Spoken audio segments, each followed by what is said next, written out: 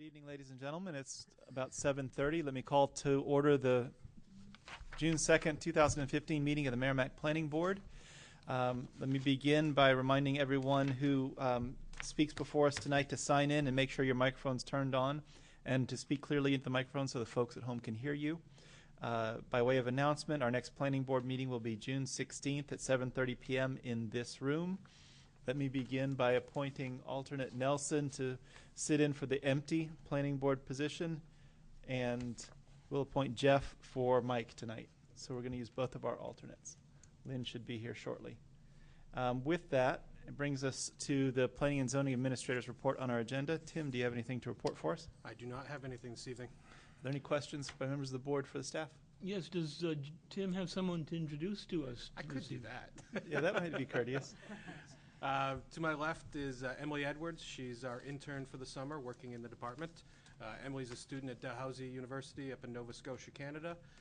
Has been working with staff on a variety of different projects, including one of the memos in your packet tonight, as well as some zoning board work. And she'll also be doing some economic development website work for us over the course of the summer. So welcome to Emily. And Thanks for doing that, Tim. Welcome, Emily. Glad to have you here with us. Yeah. Thank you for picking up on that, Nelson. Also, our secretary had his 40th birthday yesterday, so. Oh, yes. I'm glad you're not quite 40, Mr. Chairman, but we will skip the date with the actual number on the basis that you don't really want to know how old I am. All right, we won't sing for you either because you don't want to have that happen. No. Okay. Sing with me. If there are no other questions for the staff report from members of the board, that brings us to item 3 on our agenda, which is Maddie Showery as the applicant and owner, review for acceptance and consideration of final approval for a waiver of full site plan review for a restaurant to be located at 480 DW Highway in the C1 Limited Commercial, Elderly and Town Center Overlay and Aquifer Conservation Districts, Tax Map 5D3, Lot 46. Tim, what do we need to know before we hear from the applicant? thank you, Mr. Chairman. In your packet, you'll find a memo from Donna regarding this project. This is the former Pizza Man building at the corner of Church Street and DW Highway. The applicant's looking for a waiver of full site plan review. The zoning board granted a special exception to allow the restaurant use on this parcel back in December of 2014. The memo outlines the items we feel are important for discussion, and we look forward to the discussion with the applicant. Thank you, Tim. Is the applicant here? Please come forward and have a seat and sign in. And when you're ready, tell us about your project. Please.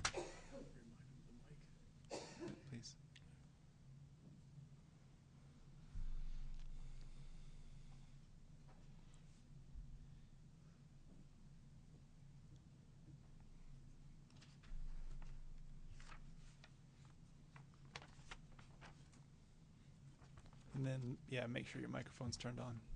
Good evening, gentlemen. Good evening. Good evening, sir. My name is Madi Shweri. I'm a resident of Merrimack. So could I make a suggestion? You pull the microphone a bit closer to yourself, so it's for the folks at home, really. They want to hear you. And our recording secretary. Slide the whole thing right forward. The whole thing comes forward to you. That's There you go. That's better. Oh, wonderful. Thank you. Can you hear me now? I can. I could hear you before, but I don't know okay. about the... I live on 480 Daniel Webster Highway. I sent a letter. I hope everybody has the same. Can I read it? Please do. I would like to establish a full-service restaurant which will seat approximately 40 people. This location was formerly a restaurant called the Pizza Man, and its grandfather law is under zoning rule of a restaurant. 480 Daniel Webster Highway is an excellent location for a restaurant. There are no other Lebanese French-style restaurant in the area. We are hoping to bring a different dining experience that is not only refined and elegant, but also accessible to all with affordable prices. It will be excellent for the community to experience diverse food choice, and will also make Merrimack more of a destination for people who live outside the community. This location was formerly as a restaurant. There is plenty of parking space in the existing lot. I do not plan on changing the footprint of the building. My restaurant will be positive for the neighborhood, as it will offer a valuable dining option for neighbor, the senior next door, YMCA parent, etc. The parking lot is located behind the building, which has an entrance on Church Street beside the cemetery. This lot will be safe for vehicle and customer. There is no need for street parking. Have owned a restaurant in Paris, France. I plan on having top-notch kitchen equipment and extremely pleasant dining atmosphere. I plan on meeting all the town requirements, wheelchair accessory, restroom, etc. Please see the picture of process safety. Okay. Thank you, Mr. Schwery. Do you have more to add to it, or anything more that you'd like to add? No. Okay, we'll certainly have some questions for you. The first bit of business for the planning board on this application is to determine whether we have a complete application that allows us to make a decision. The staff hasn't made a recommendation in its memo one way or the other as to completeness. And I have a feeling that the reason for the staff's position in its memo is that the applicant's asking for a waiver of full site plan review, which brings us less than the normal amount. That's correct. Thank you, Tim. Some of the things that, as I look at the site plan, it shows the building fairly reasonably, but it doesn't necessarily show where you're planning to put seating for your restaurant, on the porch or inside, or how that's going to work. Can you help me understand that a little bit better? Sure. I gave copy of the seating area to the people in the town. Okay, I have that. Is that this? Yes. Okay. When I look at this, I see 5 booths and 5 tables and 7 seats at a bar. Okay. So that's 47 seats inside, plus maybe some people outdoor seating too. Will there be outdoor seating?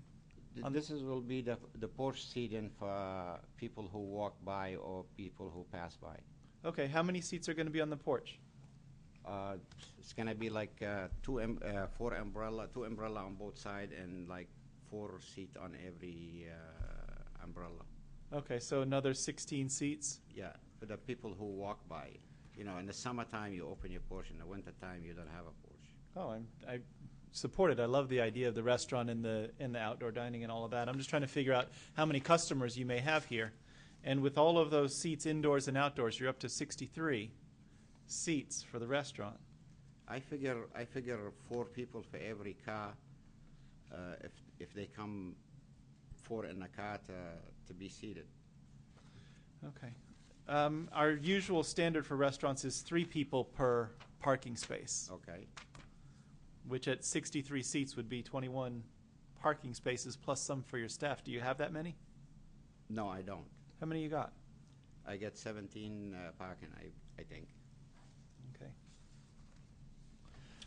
How many people are you going to have working for you? I'm gonna have 2 shifts, 2 people working every shift. Okay. You going to manage a restaurant with 63 seats with what, 1 person cooking and what the other person serving? Is that the way it'll be worked? No, I'm gonna cook. Okay, you're going to cook. So you'll be there plus 2 more people? Yes. Okay. So Plus my wife.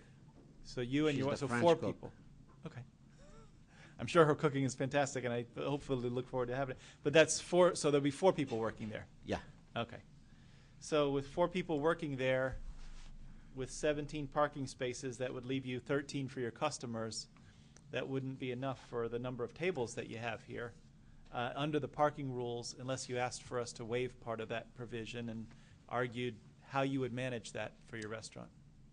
You know, usually during the week, the elderly beside me has plenty of parking, Usually only they meet on Sunday. A lot of people on Sunday, during the week, they don't have nobody in there. I could ask the people who in charge, they could allow me to park some of my customers over there. Plus, you have the church, it's empty all the time except Sunday. And side street, it's only probably 7 or 8 people who live on that street. They walk in, walk out. Okay, I agree with you that the neighboring parking at the senior center or the church could be considered for your restaurant if you made an agreement with them. Okay, So you'd, like you said, you'd have to go and make a deal with them and get them to definitely. write that up. Without them agreeing to it, we're not able to give you credit for that parking. So that may Okay. be something that you have to accomplish in order to get through the process. It's no problem. I'll go and ask for them, ask for that. Okay. Did you, when you made this plan that you provided, this one, did you draw this yourself or make the adjustments on it yourself? I made an adjustment on it. I used the old one in town. Okay. Did you change the way the parking spaces are laid out? No, Okay. Do you know how much distance there is for the cars that are driving between the parking lanes? what do you mean between the, it's Like if cars are parked and cars are parked, how much space is left in the middle? plenty. I know. Need a little bit more precise than that. I could tell you this, if I park cars, I could come in, take a left and park and back out with no problem. Okay. But exactly measurement, I don't know. Okay. Do you have a trash dumpster that you're going to have for your restaurant? I'm supposed to have one. Where's that going to be? It's gonna be in the back with the stairs to go to the cooler area. Okay, so And behind the little narrow area of the Yeah, building. it's in the back. Okay. Have you contacted any of the companies that provide those dumpsters to see if there's enough room for their truck to come in and out of there?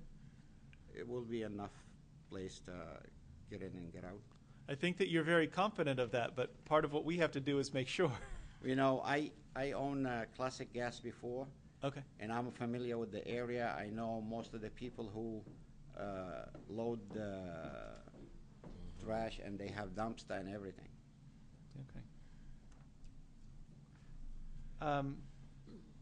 What's the Mr. Chairman. comments or thoughts from the board on completeness? Well, Make sure the microphone's on. Mr. Chair, there is, from looking at the site, and I have to admit, I've just been there this evening, you've got a grass area between, rough at the sort of extreme, if I look at the northern side of the property. Had you considered using some of that grassed area to make further parking? You know, all the parking come to the grass area. This grass area, if you need more parking to make the exact parking what you want, to take from the grass, I will do that, but I leave that grass area for the snow in the wintertime. Good point. Thank you, sir. It's fairly steep as that grass area comes to DW Highway. I went by and noticed that. Here, Mr. Chairman, there is Oh, I there's gotcha. grass there on the northern side of the property. I've got you. You provided this picture. Yes, Where did that come from? I made that How long ago did you make it? probably 10 years ago. Yeah, it looks like it's been there for a while. Is this what you plan to build? Yes. Because it doesn't really kind of match up with the site with this plan. Or at least it's difficult to see how this one and this one fit together. How you see it, it's difficult. Well, this one's got, well, a lot more of the outdoor seating than what we were talking about before, but the outdoor seating is wider than the building, and none of that is shown on, that front porch isn't shown on this at all. Okay, if you look to this area here, Uh-huh. the picture was taken on this side. Behind here, you have the entrance and the stairs and stuff. You could see it on the other picture. Yeah. But on this picture, you can't see it. Or if you want to see it on this picture, you have to make the picture a little wider. Okay. But none of the outdoor seating, that deck area and all of that, none of that's there today. No. Okay. All this gonna be built. And then on the north side, the deck sticks out further than the building too. Yes. Okay, so, but your letter says you're not changing the footprint of the building. I'm not making any cement construction or anything. This is a wood stuff. You don't like it, I'll cut it off. No, no, I didn't say I didn't like it. I'm just trying to figure out what the proposal is. You know, I did this picture to make the place look good. Yeah, I think it is a cute little picture, but I'm just trying to figure out how to make it fit with the other pieces that you gave us from stuff. What is everybody's thoughts on completeness? We got to make that determination first. Nelson? Yeah, I don't see that this plan is complete. The pieces don't fit together. And I would like to see a plan where everything is on the plan that's going to be on the plan. If this picture needs to include showing this porch area, if that's going to be part of the restaurant, and show how it all fits on the property. It says covered porch here, and I'm not sure if that's what he's using or not. And it's just not clear to me from the pieces of data that we've got. This doesn't match what he's told us tonight, and it's got about 12 outdoors umbrella tables, and that's more than he had said. So I'd just like it all to fit together, and it doesn't seem to do that right now. The pieces don't match. If you look to the measurement, Pardon? if you look to the measurement on where's the seating area in the restaurant, it's the same measurement what you see up here. But one of the Well, things that Mr. I Disco don't- was pointing out is, with the number of tables showing in this picture, there's 48 outdoor seats, and we just talked about 16 outdoor seats. Yeah, but you know, when you make picture for outside, you want to make it look good. If you don't like the picture of this one, I could change the umbrella and make 4 umbrellas instead of 8. I don't want you to change your proposal. What I want you to do is for all of the things to show the same thing so that we know what we're looking at. So if it's 16, it's 16. If it's 24, if it's 48, whatever you want to propose it. But they all got to they all got to match, so that each of the documents that you sent shows the same building and the same configuration, and that way we know what it is that we're considering. Does that make Okay. sense? Okay, you want me to change the outside seating area? I want. Go ahead. Sorry. How many tables and chairs are you proposing on the outside seating area? We said 4 tables 4. with No. 16 seats. How many are you proposing? 4. That's not what you're showing. Yeah, I know. So what you're proposing is 4 tables with 4 seats each. Yes, on the outside. Okay, that's what I wanted. Does anybody else have comments on completeness? Mr. Chairman, I have to say I have a degree of sympathy with what Mr. Disco has said. It is difficult to put 2 and 2 together. I did try scaling off.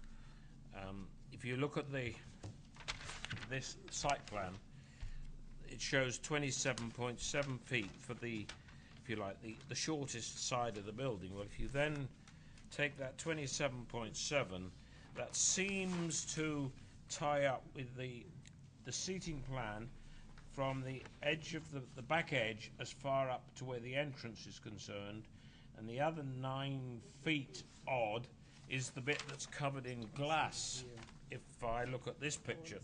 So I think the 9 foot extra which you have to work out is actually from if I can show you, from there to the end of the glass. Then he's putting the seating on the front.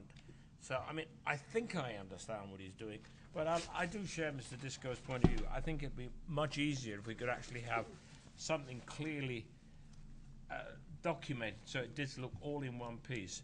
I mean, I understand he's not wanting to do a full site plan, and I can appreciate the reason, it's cost. But I do think we could get a very simple layout plan or site plan done at a very relatively small amount of money, so we really can see and can check what's going on. I have to say that. Anyone else have comments or questions? Desiree? With regards to the layout of your site plan, I see that you had contacted, or it's put together, your floor plan is put together by New Hampshire Restaurant. Yes. So they went through and took a look at the size space that you had and the number of tables and seats that would be appropriate to fit in that space. Yes, they came in and took measurement. And that's how you put together your floor plan. So really, I guess, the simple thing to do Yes. for this, to add what we're looking for, is to have added on the outside edge of this floor plan, on a simple, is to show where your patio is on there, if it's existing or if it's new, but call out what's going on there, and then show your seating out there as well. Have them add the seating. You want me to add to this plan the outside porch? Yes, please.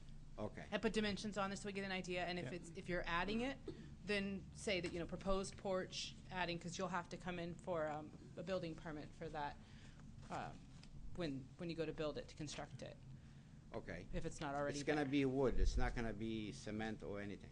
Yeah, Right, Still but it's- building permit. Yeah. I'll But it's come fine. here for the building permit? No, well, you talked to Tim, or the Okay. fire The department. process for the building permit, assuming you get an approval from this board. Okay. And you meet their conditions and they sign your plan, your next step would be to go to the building department to Oh, go yeah, for I your know that. permits. Yeah. It's mean now I gotta add to the plan you have, the outside porch, the wooden porch, where the seating is. Yes. Just add to that. Yeah. Okay.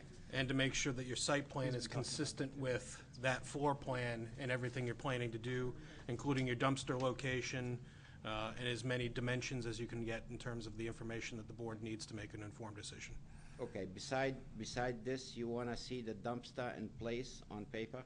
Everything that you're gonna have on the property is close to being in place as you can make it, with dimensions that say how wide the parking spaces are, how long they are, how much space between them, where the dumpster's gonna go, are you gonna put a fence around it so it's screened, all of those kinds of things. And you don't have to have a professional do it. You can do your best to draw them where they belong yourself, but do it carefully and neatly. Okay. But for example, when I look at this one, Yes. the dimension on this side of the building Yes. is 36 feet. On this one, that same building length is only 27 feet. So this is a bigger building than this. Okay, I'll explain to you. On a blueprint, you could see the cement area. Is Where's this the one you're calling the blueprint? No, the other one. This one. Can I come in and show you? It's better if you try and talk me through it so you stay near the microphone. People will be Okay. able to understand you. The blueprint will show the cement area where the house sit in top. Yeah. But the extra footage you see, this is the covered porch up top. Okay. So on this one, are these booths on that covered porch? Yes. So there's no porch outside of this, or is that you're going to have another porch outside of this? The outside of this gonna be this what you see, this is underneath the porch. Okay. So this is kind of sort of outdoors, but under the porch? Yes. Is that going to be behind the glass in this picture? Yes. Gotcha. Okay. And then there'll be another new porch on the outside of this. Yes. Okay. It's gonna be a wood porch. Which would need to be drawn on the plans so that we can see where it Yeah. is. Yeah, got to draw that on the plans. So in addition to sort of getting those plans coordinated so that they all match, I think Okay. it's important that you go talk to the folks at either the church or the O'Leary Center or wherever you can to make an arrangement to deal with parking. Okay. The full standard for parking is 3 spaces per table Okay.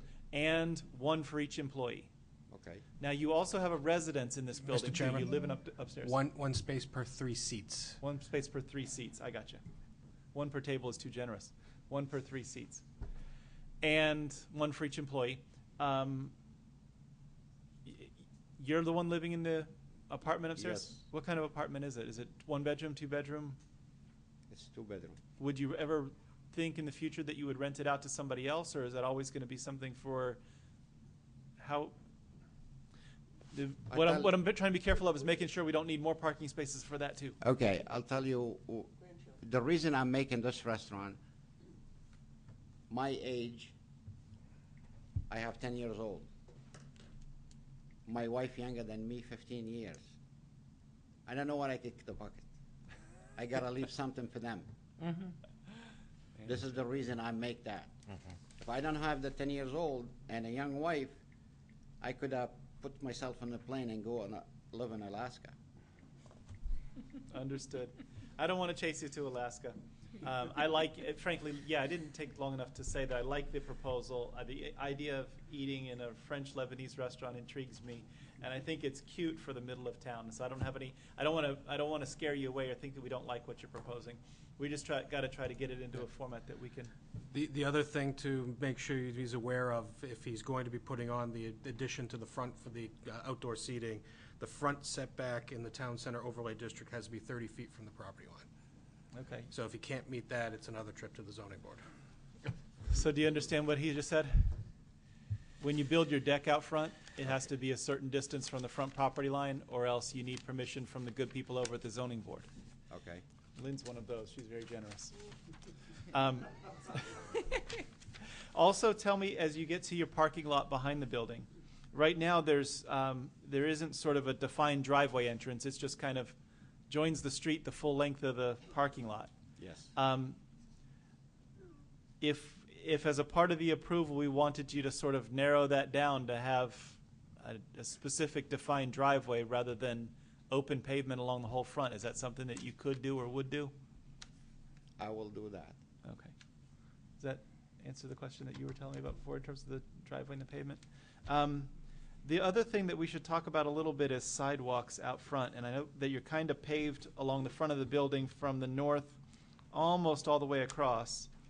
And then at that narrow little point of the property, there's an enormous mound of dirt that goes off of your property onto the town's property. And ideally, we would ask an applicant to try to put a sidewalk there, but as I look at it, I don't know how in the world you could. I mean, that's literally a 6-foot-high pile of dirt that's right there. Have you been out there to look at it? Obviously, you have, you own it, but have you thought about how that might be amenable to pedestrian access? You know, a few months or 8 months or 9 months ago, somebody from the town or the commissioner or somebody, they tried to put a sidewalk in the front of the building. If the town and the people who are in town, they can't afford to put the sidewalk, you think I could afford it? I think the town could. It chooses probably not to. Thank you. If it's not something that you want to propose as a part of your proposal, you got to ask for a waiver from the regulation that says that a sidewalk has to go there. And there's some criteria, maybe Tim can help explain that to you around the office for how you make the argument. There is also, are you aware that the Town Center Committee had talked about closing off that end of Church Street and making it not connect to DW Highway any further? Well, they've been talking about it for 10 years. I think you're probably right. Has it been at least 10 years? If that end of Church Street did end up closed, would that affect your proposal or your restaurant and its traffic? Nope. So you think it'd be viable just as it is? Nobody can come in to the restaurant up to that hill. On my card, it's gonna be, the entrance gonna be on Babusick Lake, beside the cemetery, people coming in. This is what's gonna happen. If they close it or they don't close it, doesn't make any difference to my proposal. Okay.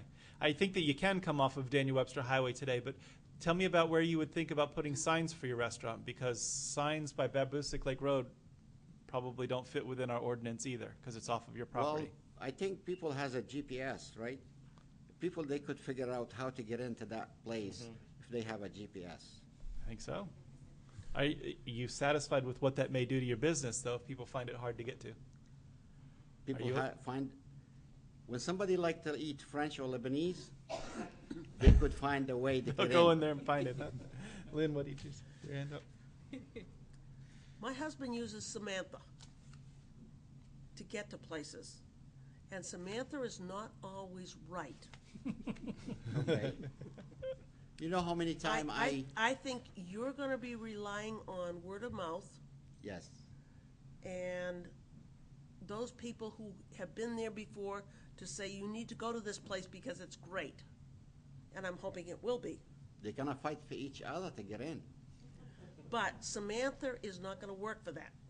You know, And I think if they shut off that street, Yes. you need to think about how you're gonna access your parking. So it's just, I love them to shut that street. I'm not saying you need to do it, but I'm saying you need to think about how this access is. Because if they shut off that street, Yes. then you need to go all the way around the block 5 times to get to your parking. So think about it. I'm not gonna worry about that. You need to, It's his I don't have to- privilege. I don't know what to tell you, but if I'm gonna worry about that 10 years from now, probably I'll be dead. next month. Who knows Yeah, how a that question goes. on your hours of operation. Are you offering 3 meals, 2 meals, or No, just a just 2 dinner? meals, Okay, lunch lunch and and dinner. dinner. Okay, so you're open from 11 to, Yeah, from 11 to 11, oh, okay, or to 10, you know. yeah, Uh, right. Town of Merrimack, 9:30, 10 o'clock, it's, Getting pretty quiet, yep. very quiet. 7 days a week? No, How many days a week? it's gonna be Monday off.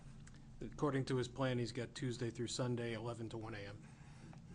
11 to 1 a.m. So that's pretty late, 1 a.m. Well, this is what you put on paper, but when you don't have customer, you shut at 9 o'clock. I think you're absolutely right about that.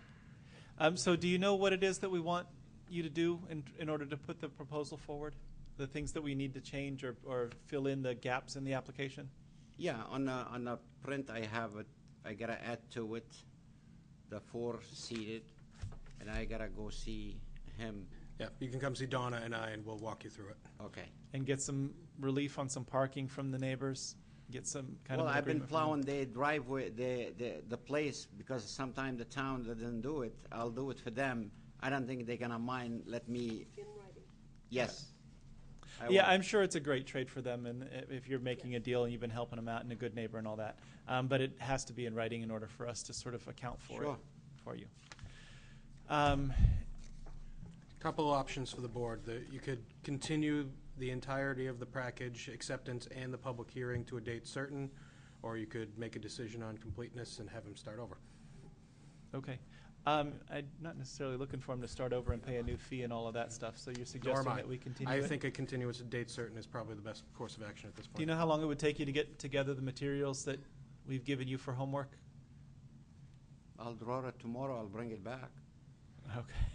It's probably a little quicker than what we need. The second Full June week. agenda is probably too soon. The and then 16th is probably a little soon. I would suggest that we look at July. July 7th. July 7th.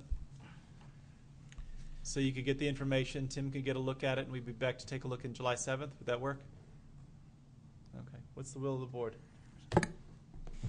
Lynn? Nelson? Oh, I just wanted to say one more thing about, you've mentioned to him our desire, at least some of our desire, to have a sidewalk in front of this, on Route 3, on DW Highway. And so we expect you to take a look at that as well. That's what I Okay. mentioned. You either have to Yeah. have a sidewalk wanna in be your clear on proposal it. or a Yeah. request for a waiver that's, convince the board. If that- you're gonna ask me to put a sidewalk, Yeah. I'll quit. I'll tell you Well- why from inexperience. When I built my gas station, the town asked me to put a $20,000 for the sidewalk. I gave them the money, they built the sidewalk, they built the road higher, the water coming to my station. I complained for 3 years for the water coming to the station, nobody cared. The day I got a backhoe and I started digging to make the water go away, hell broke loose. I'm just telling you now, if you don't allow me to do it and you ask me for sidewalk, I quit. Our regulations require sidewalks, so we'd have to ask for. Okay, If you don't, there is a way around it. You just have to request a waiver of the sidewalk and make the argument for why it's not feasible to do, and then the board can consider that when they come up. And so those are the two choices: either have a sidewalk or ask us to waive that requirement and explain why we should. okay, what kind of sidewalk, if you allow me to do the sidewalk, what kind of sidewalk you want? It has to be 5 foot wide, paved, pedestrian way that doesn't slope it more than 10 degrees. And I think that's basically it that you need for the ADA requirement. I think I'll come in to ask the town for waiver for that, because I can't afford to do this. Yeah, and basically the paved area in front of your building is already essentially sidewalk already. It's all there. It's that last little bit where the steep hill is right before it gets to Church Street, where there's no sidewalk now, would be the section we're talking about. But I think that the paving of it isn't the issue. It's how you retain Well, a 6-foot high mound of dirt, Before hold it off the before- sidewalk. Before anybody ask, sorry to say that, before anybody ask for the pile of dirt to be removed, let them call the electric company, remove the pole who's in the middle of the street. Yeah, there is a pole sitting right there. You're right. And so those are the kinds of things, when you ask us to waive that requirement, you talk about that big pile of dirt, you talk about that telephone pole, you talk about why it's not feasible to build it, and those are the things that the board would consider Okay. in deciding to do that waiver. But the question of a sidewalk, one way or another, has to be addressed, either to do it or to ask us not to. Okay. I understand all of the things that you're saying and tend to agree with you, but it has to be addressed one way or another. Does that make sense? Well, makes sense, definitely. I wish if I'm a millionaire, I could put the sidewalk from the library all the way to the end of Shaw's. Well, Don't, I would. don't we all wish? I would thank you for your generosity. If I was a millionaire, I wouldn't be building sidewalks for anybody. I would. You're doing something else fun. Any other comments or questions? We Okay. should, if the sidewalk turns out to be not feasible, I would request it as a minimum that we have an easement to build one in the future, if that's, because his property may be required, and that pole, as you say, is in the way, but we may need some of that bankment, some of that hill, Yeah. to construct a retaining wall there, so that a sidewalk could be built. That's So that you could walk from the town hall to the post office someday. that's a good point and a good suggestion. Although I Yeah. do have to point out that at least on this old 1993 plan, a fair chunk of that hill isn't even on his lot. It's somewhere between the edge of pavement and Yeah, wherever somebody else drew a line. But do you understand what it is that Mr. Disco was saying? Yes. The easement would just give the town permission, if it ever got around to it sometime 50 years from now, building a sidewalk there. You think That- I'm gonna worry about it 50 years from now? I wouldn't either. Besides that, if they're going to That's come and all- do it, let them have it. That, or of course, you've made the $1 million with this restaurant, in which case you'll be doing it for the town anyway. Could be quite famous. So, hope so. we need a motion. Mr. Chairman, I make a motion that we continue this we can continue this application with this applicant till July the 7th of 2015 at 7:30 p.m. in this room. Second? Second with appropriate notification? No further There would be notification. no further notification. Thank you, Lynn, for pointing my shortcomings. Okay. No further notification to any abutters. Thank you. All in favor of the motion to continue, say aye. Aye. Any opposed? Any abstaining? 7-0-0 for the continuance. Before you leave, though, I do want to, again, say I like the idea that you're proposing, and I think it can be successful. We just need the plan to be tweaked a little bit. I don't want you to go away thinking that we're not pleased with the presentation or that we don't want the restaurant to be there. Yes. I think it's kind of cute, Okay. and wouldn't mind having some of your food someday. And in fact, looks, Mr. Chairman, if I could add your point, would look a whole lot better than what's there now.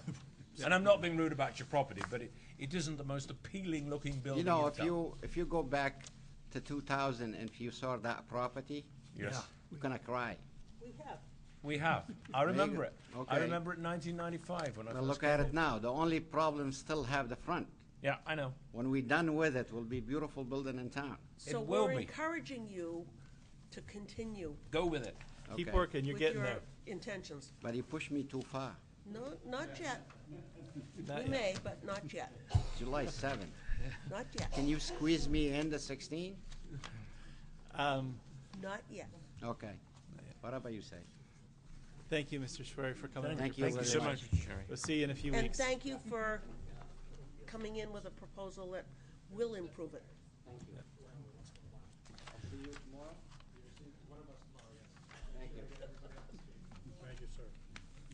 Thank you. Item number 4 on the agenda is Merrimack Premium Outlets LLC as the applicant and owner, and its review for acceptance and consideration of final approval of an application for a minor subdivision of 1 lot into 2 lots.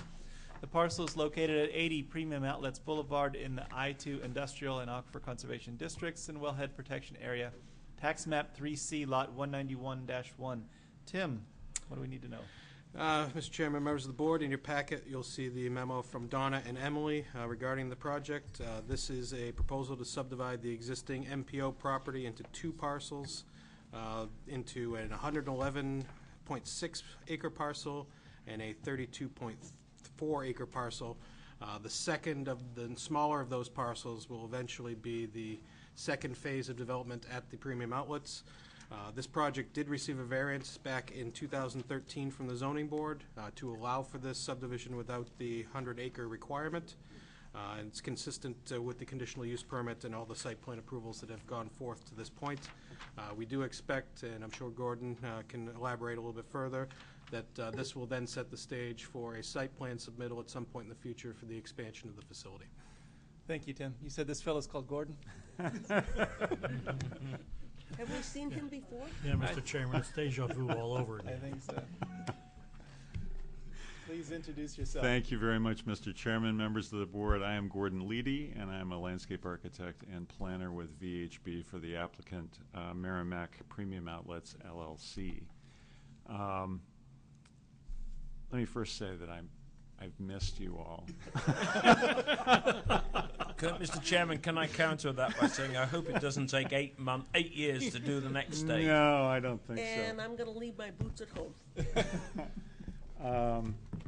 You've had this plan in your packets, and it's actually pretty straightforward. As Tim explained, there is a 144 plus or minus acre parcel that is the main part of the Premium Outlets project. And what they would like to do is separate that into 2 parcels, one being approximately 32.6 acres and the remainder being 111.6 acres. And the purpose of this would be to separate out the so-called Phase 2 area. If you recall, there was in the original site plan approval or master plan approval, CUP approval process that we went through for many years, there was an additional area of development to the north where the current parking lot is, and there was a proposal for a parking deck in this location. So what we've done is draw this line in such a way that the existing development is fully conforming in every respect with respect to parking and so forth, and it allows us to go forward with separate financing on the Phase 2 area. So there will be no change on the ground immediately as a result of this. That will be the subject of a future site plan application. This is conforming in all respects with the conditional use permit that was granted by the board, as well as the site plan approval that was granted by the board. It's simply to allow Premium Outlets to go forward with their plans for further development. I'd be happy to answer any questions you might have. Does anyone have any questions? One question, yeah.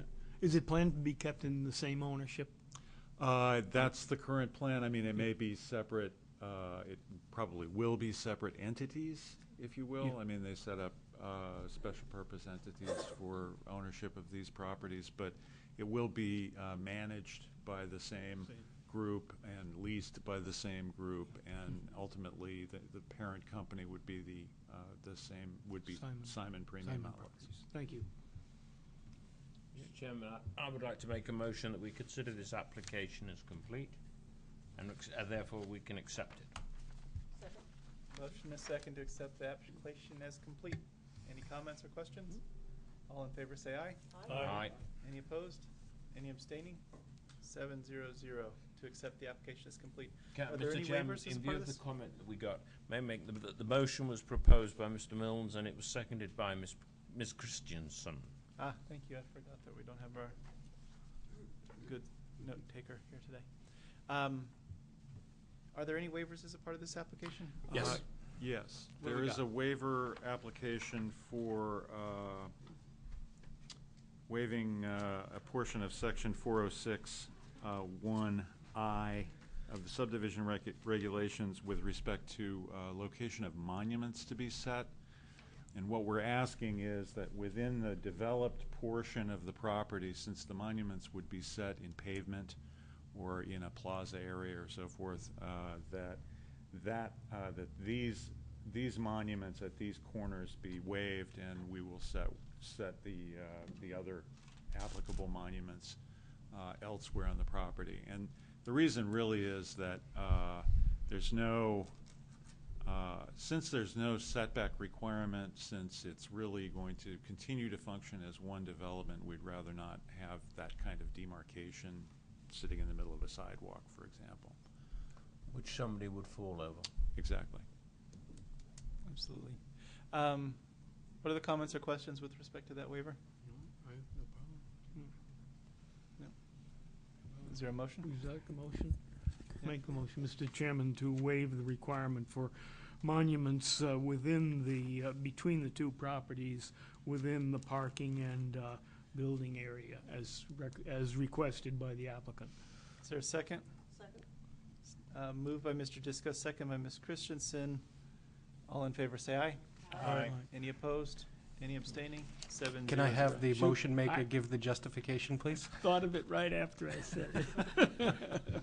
All right, I've got to find the right words. It's the number 2, Nelson. Specific Just say circumstances number 2. indicate the waiver will carry out the spirit and intent of the regulations. Okay, the waiver will carry out the spirit and intent anyway. Thank You you. don't have to find them. Tim always gives them to us right in the memo.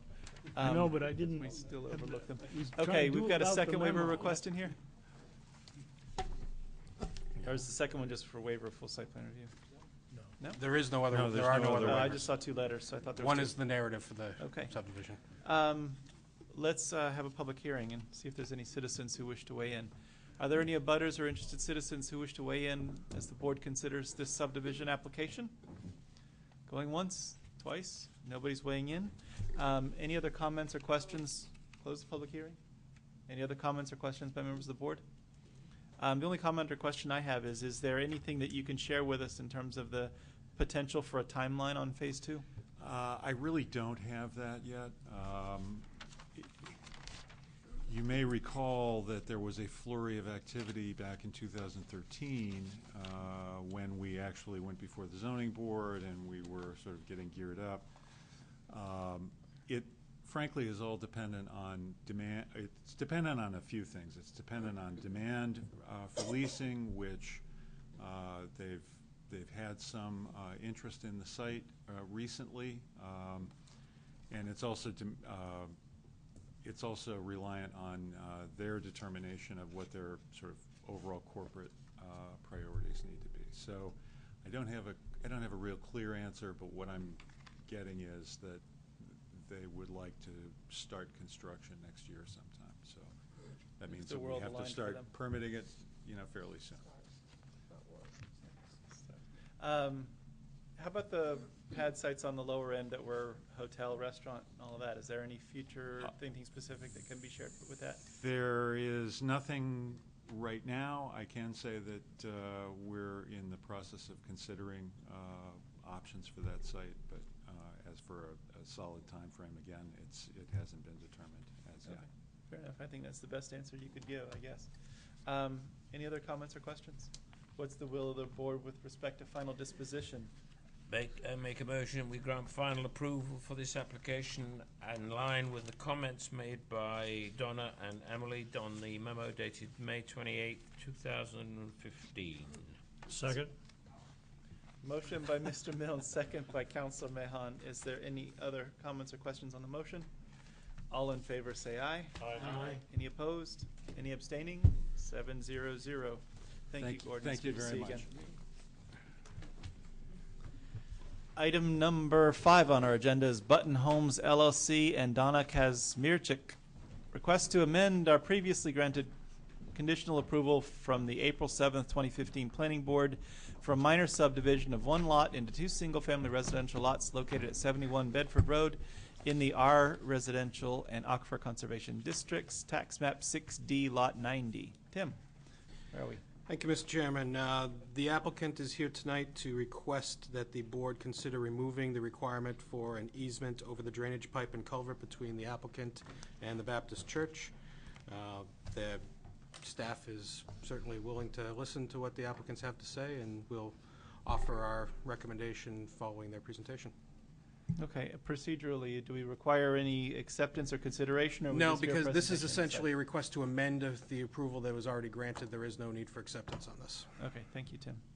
Please introduce yourself and tell us what's on your mind Hi, for my today. name's Brian Button from Button Homes LLC, and we're here because we haven't heard from the church about granting them an easement to the culvert that crosses the property line, our property, which drains the church.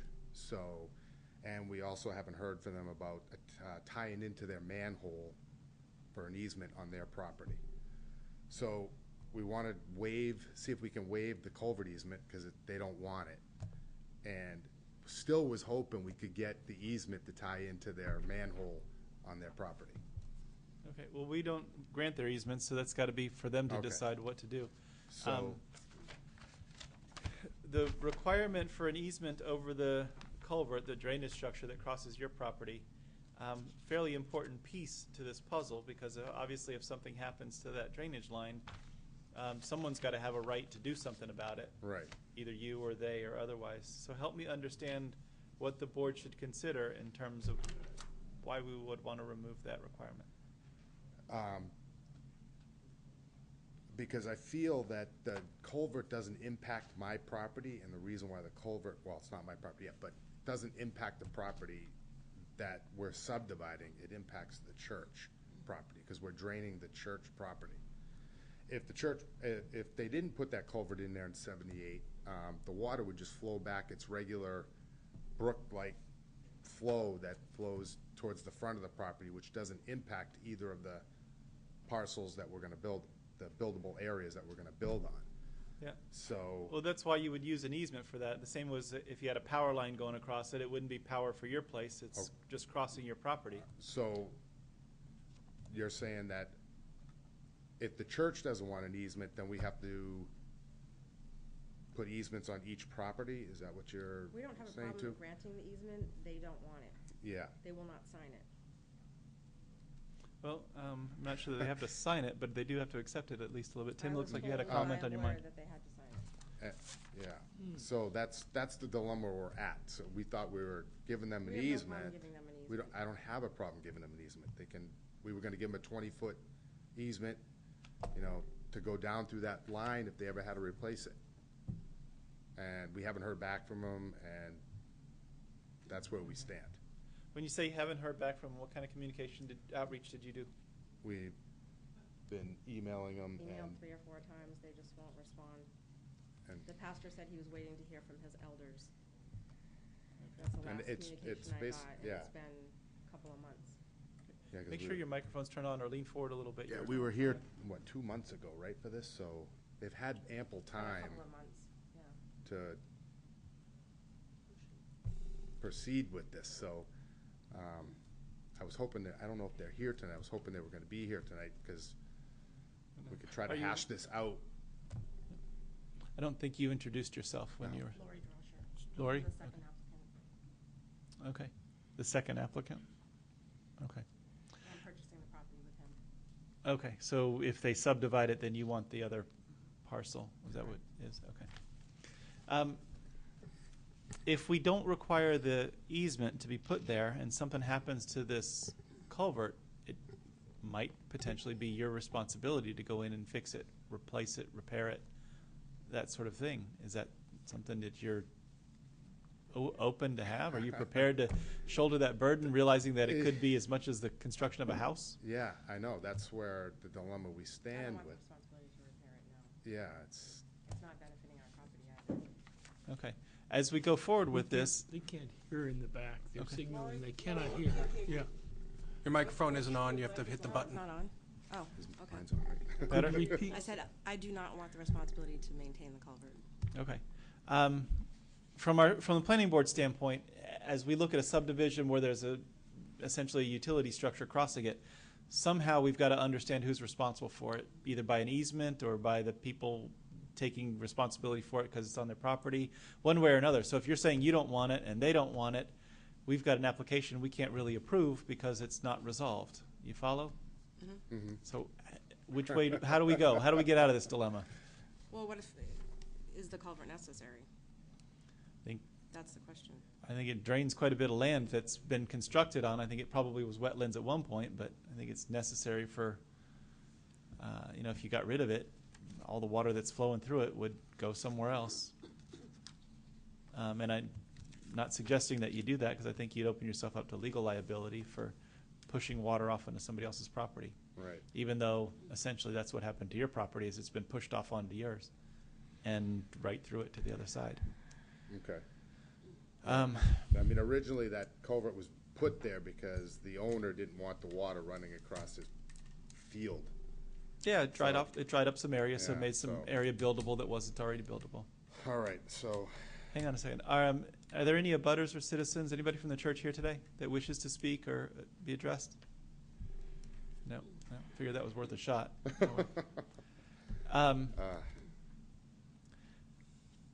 I don't know that we can proceed without sort of having some resolution one way or another as to somebody being responsible. If it's not either of the property owners, I mean, it's always something that could be presented to the town. I don't know how that process would work or if there is a process for that, but it does sort of drain some public roadways and things, but I don't know where to steer you with that. It drains public roadways? Well, So why that wouldn't the town be neighborhood sort of responsible? further away. What's that? Why wouldn't the town be responsible? Ideally, all of that would have been sorted out before the first shovel went in the ground. But since it hasn't, then it leaves the situation where everybody stands back saying, it's not mine. Not mine, not mine, not mine. Well, somehow that log jam's got to break, but the planning board can't force anybody to do it. So really the error occurred 10, 20, whatever number of years ago the Right. culvert was put in the ground where nobody straightened this out. And you're not the only one in this situation. I understand that there's other properties around town that, I don't know how long ago, people came up with practical solutions without finishing all the paperwork that goes with it. So Okay. you're not alone in that regard, but not that that's any I don't know if consolation that makes to me you. feel any better, but So according to you, the planning board, the only two choices are we maintain it or the church maintains it. Somebody has to agree to be the holder of the easement. I mean, and perhaps we can figure out somebody to help you reach out to the church and see if we could get at least a line of communication. Whether doesn't mean anybody's going to agree, but maybe we can at least try to facilitate the communications a little bit better, and see if we can have a dialogue at least. And you don't believe it only benefits the church? From what I understand, it was put in there. Was it Kathy Drive is Yeah. in that vicinity? When that subdivision was put in, that helped to make that area buildable as well. But I certainly wasn't here when that happened. I have no personal memory of that. okay. If that helps. Well, who put it in? The town put it in. Is that something that you? My father-in-law worked for the town at that time, and he knows that the town put that pipe in there. Okay. So I do know the town did it. I guess I'm a little confused why, if it benefits that subdivision and that subdivision was approved and it benefits all those other properties, why aren't all those properties responsible? If we were putting it in today, before the first shovel hit the ground, you'd have that Right. on paper saying, if we put in this drainage structure for you, it's yours and you're responsible for it. Right. And then it would never come up. But nobody did that back in the day. And so, while, yes, that's normally the way that kind of an easement would be put into place, since it isn't, you're unfortunately left holding the hot potato. So there's no record in the town as to why it was put in and who put it in? Probably not. Nobody's been able to come up with that. Not that anything we've been able to find. So DPW doesn't have anything and you don't, and That's correct. Do you know how long ago it was put in? I'm pretty sure it was put in 78, 1978? give or take a year. I was only in town 2 So- years Yeah.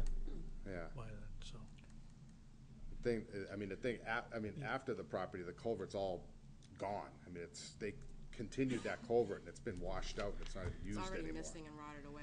So that's why I'm saying, abutting our why can't we property. just let it flow back the way it used to flow instead of going through that pipe? Because, If you're, If the church doesn't want it. yeah, if your engineer could come up with a drainage plan that says that that's not going to increase any rate of runoff to any of the abutting properties, that would be another alternative, is to have your designer come up with an alternative solution to ensure that they're not out of compliance with the regulations from a drainage perspective. Yeah, that's true, Tim. That's actually a pretty creative solution. Part of your driveway crosses over that culvert, and so that piece would probably be something you'd have to replace as you put in a new driveway.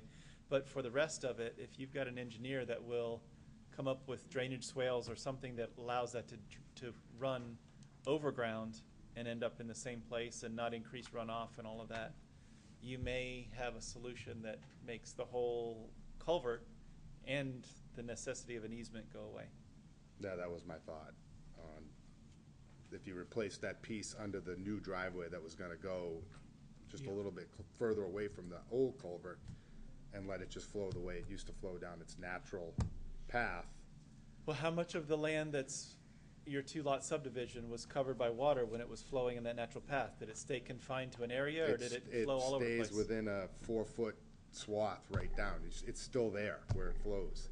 And today it still flows, like when the snow melts, that area still flows, even though the culvert's there, because the culvert's just draining the church.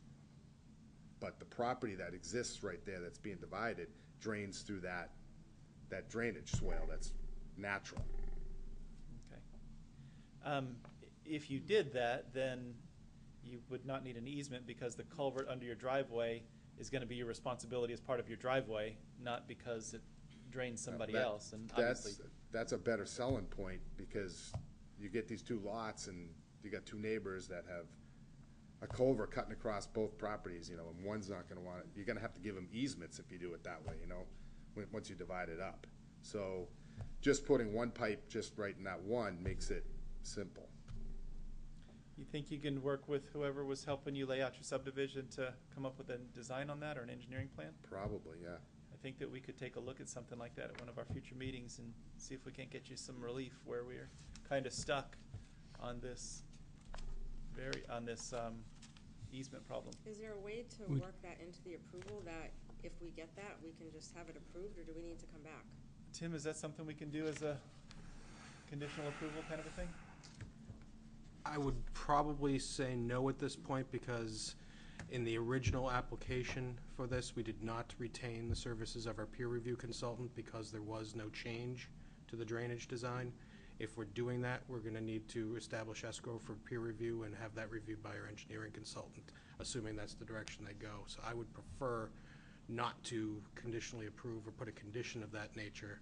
My recommendation would be to table indefinitely, and then we reconvene when the application is done, and the only fee that would be required at that point would be for notification of abutters. Okay.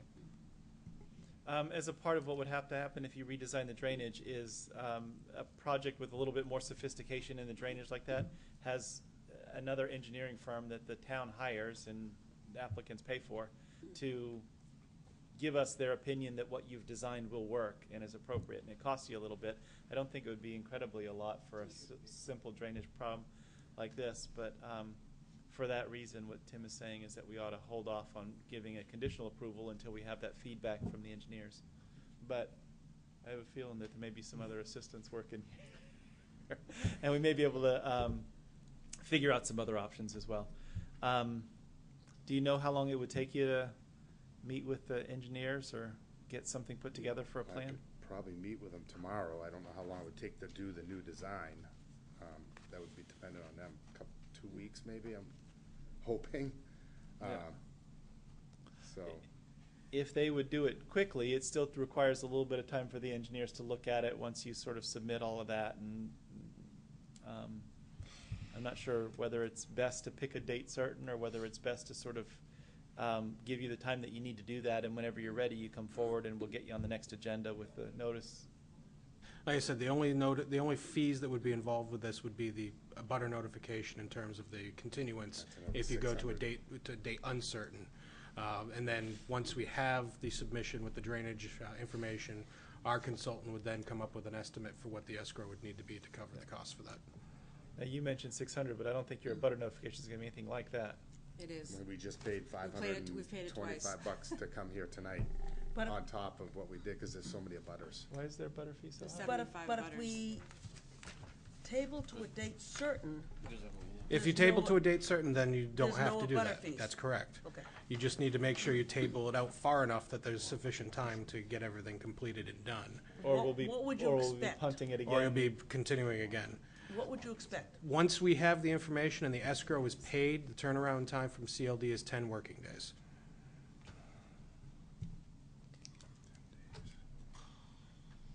So if they get their information to us within a week, They could get on to July 7th or then whatever it what is. would we expect for a date? 2nd, 9th, 2 weeks. If you're going July, I would recommend the 21st. So would I. Okay? July 21st? That would work. So we table to July 21st, then that will work?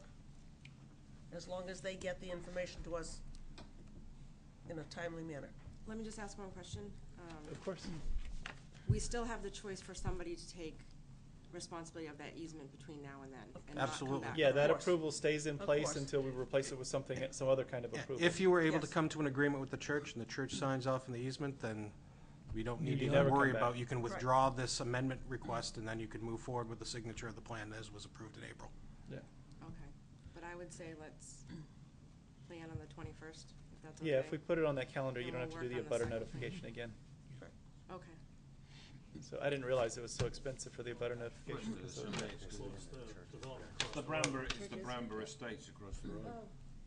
There is somebody from the church here. I was just informed. I don't know if they're willing to speak or But come if they're not forward. willing to speak, it doesn't And matter. we they can't make them. Okay. Certainly the welcome to if they sewer- want to, but they don't have to. All right, the sewer easement, The sewer easement across their property, that's something that we strictly have no control to grant any relief. You've either got to get an agreement for them, or you got to go out to the road and get the easement, get the sewer in the roadway. right, and that's fine, but that's okay the way it is. Yep. If we can't get the easement from the church, we can just hook up to the, Yep. okay. That's fine. That's correct, Tim? Okay, making sure we're doing the right thing. Okay, so will someone make the appropriate motion? To table to July 21st. 21st. Yeah, July 21st. At 7:30 PM in Isn't this that room, sooner With than no that? further notification. with no further. As you have both stated. No, that's why you Is said there a second for July Lynn's 21st. I almost had a heart attack. team motion? Second by Ms. Fault. Any discussion? All in favor say aye. Aye. Aye. Any opposed? Any abstaining? 700. Okay, we'll see you in a few weeks. I wish it was easier to provide you some of the relief you're looking for, but I think that eventually we'll get you there, one way or another, with some options. Thank you. Okay, thank you. Number 6 on the agenda is 526 DW Highway LLC as the applicant and owner.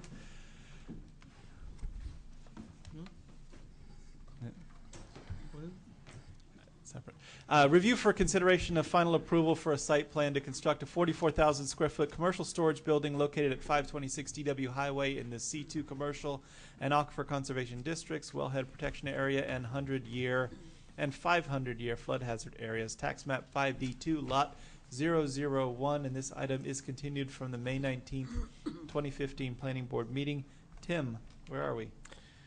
Thank you, Mr. Chairman, members of the board. As of 3:45 this afternoon, I did receive the CLD comments for this project, last minute. Did have a chance to go through them with staff. They have been sent to Eric Mitchell's office. Hopefully, he's had a chance to go through them. We did not find any significant obstacles within those comments that we feel would be any impediment to the approval of the project here tonight.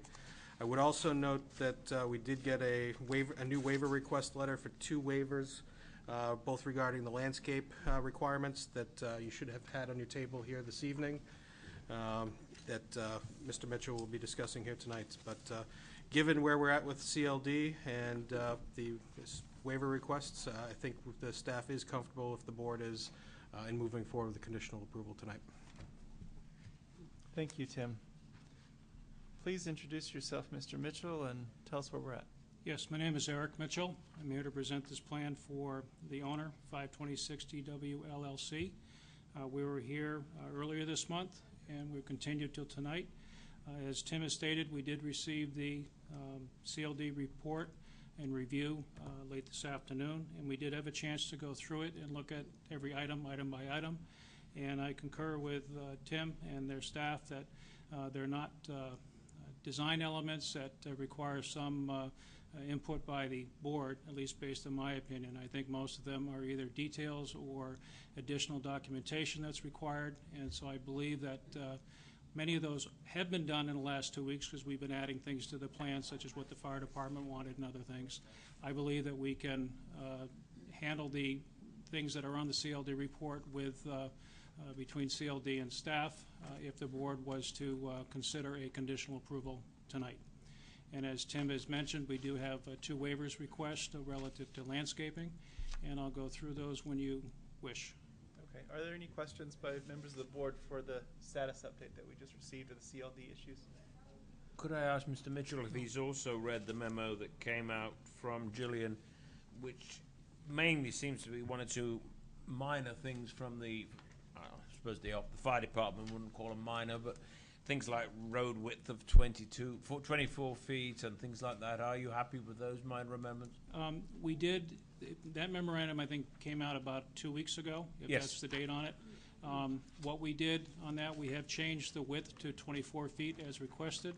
There were standpipes that were requested outside the building, and that's something the architect has put in with access doors.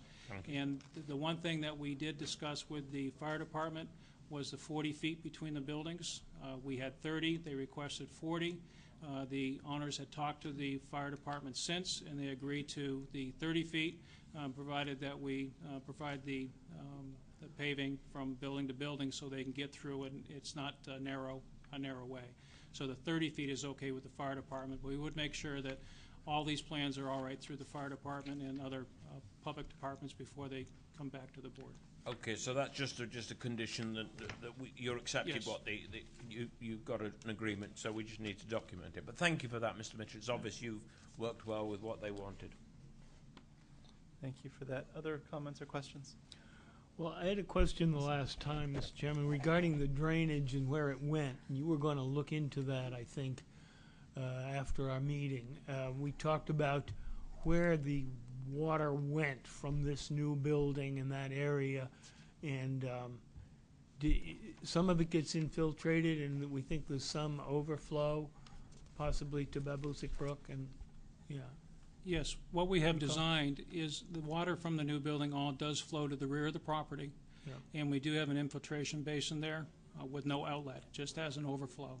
So it is all intended to infiltrate. We've done the testing as necessary to determine how much infiltration rate can go into the soil, and we've determined that the pond itself can handle what we have in it without needing an outlet. It only has an overflow in case something gets plugged up and it doesn't flood. So all of it is intended to infiltrate into the ground and not to go over the surface. And your calculations show that for the 50-year storm? Or? Yes. Yeah. Yes, it does. Okay. Okay. Thank you. It was a question left from last time. Thank you, Nelson. Any other questions or comments? I do have one other. Yes, please. With regard to the sidewalk, as we left it last time, it was voted by this board that the man did not need to pave the sidewalk north of his property to the property line. However, he did say that he would grant an easement, and I wanted to be sure that the easement would be identified on the plans, clearly where that easement was, and also that the easement be shown or delineated in some way on the ground, so that people walking at least know where they're supposed to be and they're not supposed to be. On the paved part or the grass part? On the grass part, yeah. Okay. Since there can be no paving, or since there doesn't need to be paving. Were you thinking like in terms of landscaping or something around the area, or how would you delineate? I would kind of leave it open to the applicant to make a path that's clearly defined, so that it isn't just the grass, there's something there, either a fence or a curbing or a few posts here and there, some way of delineating it so that the walker knows where he can and should be walking. What I would suggest that I know that we can do is much of the area around the buildings that is to be drived on is chipped up pavement. It's not bituminous asphalt that's hot. We can do the same on a pathway along through there on top of the gravel that's out there, so that will define that. On the pavement itself, we can do striping down along the edge of the pavement so people can walk there. And the easement, we'll give an easement as a condition of approval for the entire front of the property, so it's all there for sidewalk purposes to the town. Thank you. Okay. I think that's a great solution. Thank you. Thank you for that explanation. Please walk us through your two waiver requests. Both waiver requests have to deal with landscaping. The first one was to section 10.01.1 on non-residential site plan landscaping. What we have on the site itself, there's landscaping along the front of the building that's there. The proposed building is actually to the rear of the existing building, and it's not really accessible or meant to be for public use. It's only for people as a destination to leave there and store their vehicles or boats out there, RVs. We believe that the area in the front is sufficient for the motoring public to go by to be as landscaped, and that any disturbed area, however, that we have will be loamed and seeded. And so we'd ask for relief on that so as far as landscaping the entire site. The second item was section 10.01.4. There is a buffer required between this particular zone and a residential, which is on the southerly side of the property. However, the public service company right-of-way, although it is zoned residential, it's certainly not used as residential. It's about 150 feet wide, so we do not believe that a buffer should be required where we have the public service line there and there's no buildings within 150 feet. Okay. What's the will of the board, or comments or questions about the waiver requests? Desiree? I'd like to waive both, just couple them together and waive them both. I would say for the same reason. The section, I'm proposing to waive section 10.01.1 non-residential site plan landscaping, and section 10.01.4 the buffer requirement between land uses. For the reason number 2, that specific circumstances relative to the site plan or conditions of the land in such a site plan indicate that the waiver will properly carry out the spirit and intent of the regulations. Is there a second for Desiree's motion? Lynn. We'll make Lynn the seconder. Any discussion? All in favor of granting the waiver, say aye. Aye. Any opposed? Any abstaining? 7-0-0. Tim, did we do a public hearing last time? You did, but it is a continued public hearing, so you should open it again. Okay. Are there any abutters or citizens who wish to weigh in? Going once, twice?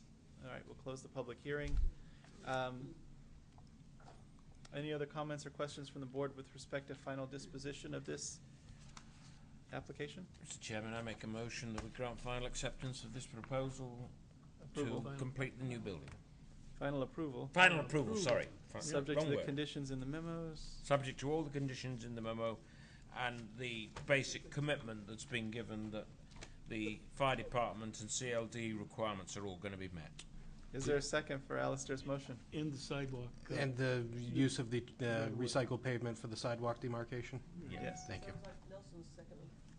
I second the motion Those- with that condition added. Thank you. Nelson second with the amended motion. Any other discussion? All in favor say aye. Aye. Any opposed? Any abstaining? 7-0-0. Thank you, Thank Mr. you. Mitchell. Okay. Let the fun begin. Number 7, Old Blood Properties LLC. Mr. Chairman, that's putting Ken on the spot if ever I heard one. And Joseph K. and Mary L. Cara as the co-applicants and co-owners, a review for consideration of final approval of an application for a cluster subdivision proposing 72 cluster residential lots and 4 open space lots located at Old Blood Road in the R1 residential district. Tax map 5B, lot 1-1, 2, 3, 3-1, 5, 6, 7, 8, 9, and 231. This item is continued from the December 16th, 2014, January 6th, January 20th, February 17th, March 17th, April 21st, and May 19th, 2015 Planning Board meetings. And we may be actually at the end of this road, huh, Ken? Tim, is there anything that we need to know before we hear from the applicant? Thank you, Mr. Chairman, members of the board. In your packets is my memo dated May 28th. As you are all very well aware, this is a project that's been going on for many years. I think everybody's familiar with the background and where we've gone to this point.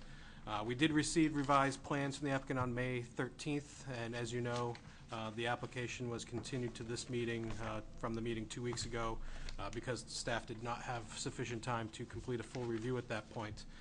We can report that we have completed that final review.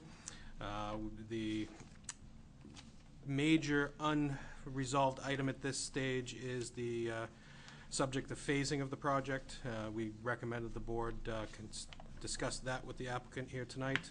We also now have the 4 official waiver requests that are also summarized in the memo, as well as recommendations from both Public Works and the Community Development Department. Short of that, and without going into all the details of everything over the last 4 years I've been here anyway, I will turn the floor over to Ken to start things off. Thank you, Tim. Thank you, Mr. Chairman, planning board members. For the record, my name is Ken Clinton with Meridian Land Services, representing Old Blood Properties, LLC, in this application. And I'm happy to hear that you consider this fun. And I'm even more happy to hear that this part of the fun might be over soon. So as Tim's memo explains, and as he just commented on, we are truly near the end of this particular application.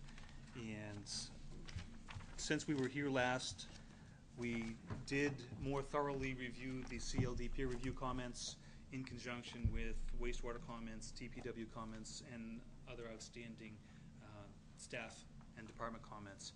Collated all of those, made plan revisions, identified a handful of outstanding items that we needed clarification on through either Tim's office or further discussions with Kyle Fox. And we had meetings with both of them individually on the particular issues that each had oversight on. Ken, I'm not sure your microphone's either on or close enough to you. All right. Wow. And the result of those meetings were some additional revisions to the plan which are not in this current set, and identification of what might be outstanding or incidentals to make final revisions. So I truly believe we're there, especially from community development. The big, I guess, success we had meeting with Kyle was to whittle down our waiver requests to 4 and gain his support and endorsement for all of them. And so I'll comment on those this evening as well. In addition, one large step that we also took was filing our DES wetlands permit. Once we had the likelihood of the waivers at least being supported through all the town staff and departments, we felt it was appropriate to go ahead and file that application. And we met with the Conservation Commission to discuss not only any last subdivision questions they may have, we also talked about the wetlands permit, the crossings. There's 3 on site that needed some level of understanding so the Conservation Commission could comment favorably on the application itself. And we had a memo through Tim Tenhave of the Conservation Commission that spoke favorably, although he also had a couple of comments that I'm going to touch on in just a moment. So we have been busy since we've been before you last, cleaning up all the details that we could possibly take care of in advance of this meeting, which leaves, as you may have seen in the staff memo, a small handful of items that are largely administrative, if not entirely administrative, that we feel we're in position for conditional approval if the board is so willing to grant that. In particular, I just want to touch on the Conservation Commission memo first, or their comments. And every time I plug in, my icons get all messed up. I don't know why. So I have this document here in front of us, and as I scroll down, Conservation Commission, we talked about what we might have for seed mixture along the edge of the disturbed wetlands, where Kyle Fox from DPW wanted 5 foot of separation between either the right-of-way or easement limits to the face of our retaining walls and the wetland crossing, so he had ample room for personnel, staff, to maintain the face of those walls. Conservation Commission just wanted to make sure we were going to plant some sort of wetland seed mix in there, so that's their first comment we agreed to. Then we talked about, as I've discussed with the planning board several times after coming back from the Conservation Commission, is their desire to have some control in the future as far as fertilizers go. And as much as I understood the comment from the Conservation Commission and agreed with them in theory of their position, I don't see that there's a practical procedure or binding way to bring fertilizer restriction forward to individual landowners that's enforceable. And this board in particular, most of the members that we've had some recent approvals for projects recognize that while the intent is good, that putting that in place is, or has been in the past, recognizes is not feasible. I told the Conservation Commission I would once again bring this up directly to you so you understood that that was one more concern of theirs, but I told them I still feel that it's not proper to try to put something in a deed, and it's not enforceable to have a builder, developer, real estate agent, or whomever that may be, continue to bring this issue forward to potential and future buyers. Ken, I think that Tim Tenhave agrees with you. I'm looking at his memo right now, and he recognizes his limitations and is suggesting only that you manage your fertilizer controlled as a part of the development, and it ends with your... I expanded, once again, it was, as I've been before the Conservation Commission for several projects, this has been a recurring theme. I just wanted to really make sure that the planning board, I suggested that the Conservation Commission and the planning board get together to talk about, was there something else, some other mechanism. So I went further than what Tim's official memo just stated, just for the... Thank you for that. I was just sort of giving you some... Lastly, the commission looked at one of our culverts. It's the initial culvert as we enter the property. We call that wetland crossing number 1. And the Conservation Commission felt that perhaps where we showed 2 24-inch culverts at this wetland crossing, that perhaps they might consider or suggest having a box culvert there instead. And I understood the reasoning, even though our second 24-inch culvert is unnecessary from an engineering calculation, a flow, if you will, need-based. It's actually there for additional critter passage, if you will. So I do recognize their comment. I'm unwilling to necessarily just do it at this time. However, it may be triggered through pending wetland comments from the DES. So if they, in fact, have that on their recommendation list for us to consider, then we'll address that at this time. So I'm willing to consider it if the DES would like us to do it, but at this time, just based on the Conservation Commission comments, I'm going to leave that up to the DES. And I think that's fair and reasonable to do at this time. Could I just make a comment? I don't know if you've seen in the paper, but in fact there was been a report put out, and I'm not sure who put it out, but it certainly came out of Concord, showing that the inclusion of critter tunnels, if you like, is making a significant contribution to the wildlife, recovering of wildlife in this area. And whilst I understand your wishes, I would hope you would rather, in the interests of wildlife, say you would go ahead and do it anyway. Well, it's a matter of the magnitude, the size of it. Once again, we put the second one in less to do with engineering flow and more to do with a secondary channel of passage. Now, by requesting just a simple box culvert that doesn't come with a height and width on it, if it was a 3 foot by 3 foot box culvert, perhaps we need to see what the DES, from a Wetlands Bureau standpoint, has for comments before I say, we'll just simply do a box culvert. I need to see what they have for recommendations or requirements. So the twin 24-inch culverts, in your view, do provide some critter avenue. They do, and it's a magnitude of what is necessary there. And when applications before the DES, Fish and Game also take a look at it. They have I'm not quite sure if she's a wildlife biologist, but there's a level of review there from somebody who is particularly interested in the wildlife and the wetland creatures that could use this. So I'm telling the board that we're very willing to consider it. We need to listen to what DES has for their recommendations and requests, as opposed to just flat out saying we're going to put a box culvert there. I appreciate that. I think that with DES and wildlife and fisheries weighing in, Fish and Game, I think that their expertise is certainly worth. Mr. Chairman, I will withdraw my comment. No, you don't have to withdraw. Don't comments. withdraw Good it. comment. Leave it there. Leave it right out there. What else you got for us? I wanted to touch on what Tim indicated was one of the larger items to address, and that is phasing. And what phasing means. And I touched on this last meeting that we had no intention ever of trying to tie phasing to building or lot sales or building permits or COs. It wasn't that type of phasing. It was more of a voluntary phasing of road construction. Because as you see and have seen for some time now, we have a very large loop here. And the nature of the topography, it's undulating, but we have a very high point of our subdivision up in this area here where my cursor is.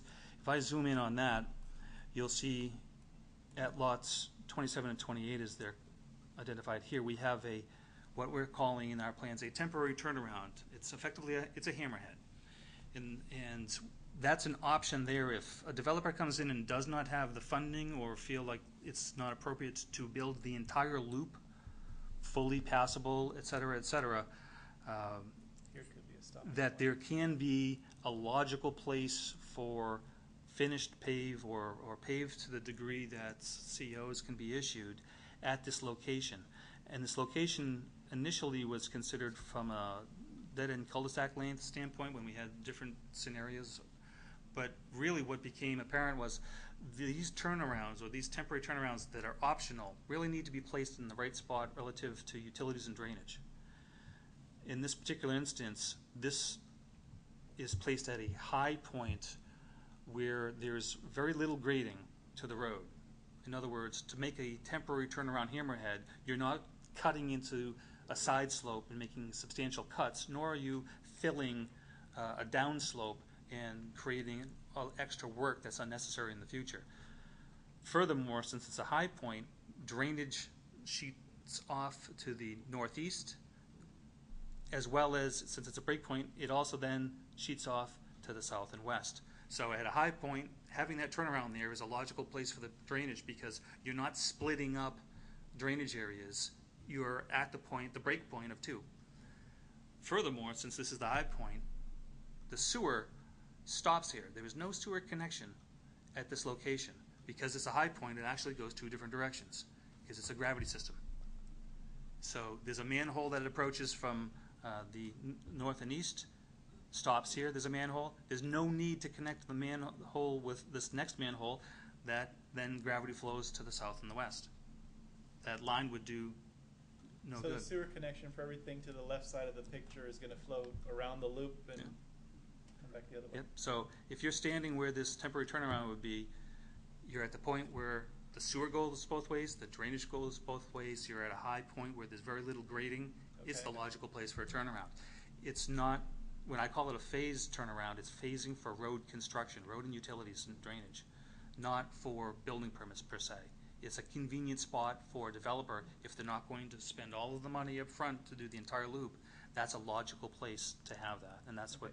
When you say it's not for building permits, I guess I just want to make clear that you're not talking about ever coming forward to request a building permit unless there's a paved road in front of that lot. That's correct. It kind By, of is by tied to default, building by, permits. by default, if someone chooses to install that temporary turnaround, yes, by default, it controls that anything that has the pavement would be able to get the CO, but anything without it won't. Similarly, Yeah, on one on the South Loop too, yeah. on this side, we have very similar circumstances where this is a high point here, and we're showing a temporary turnaround that could happen here. Once again, the drainage goes two directions.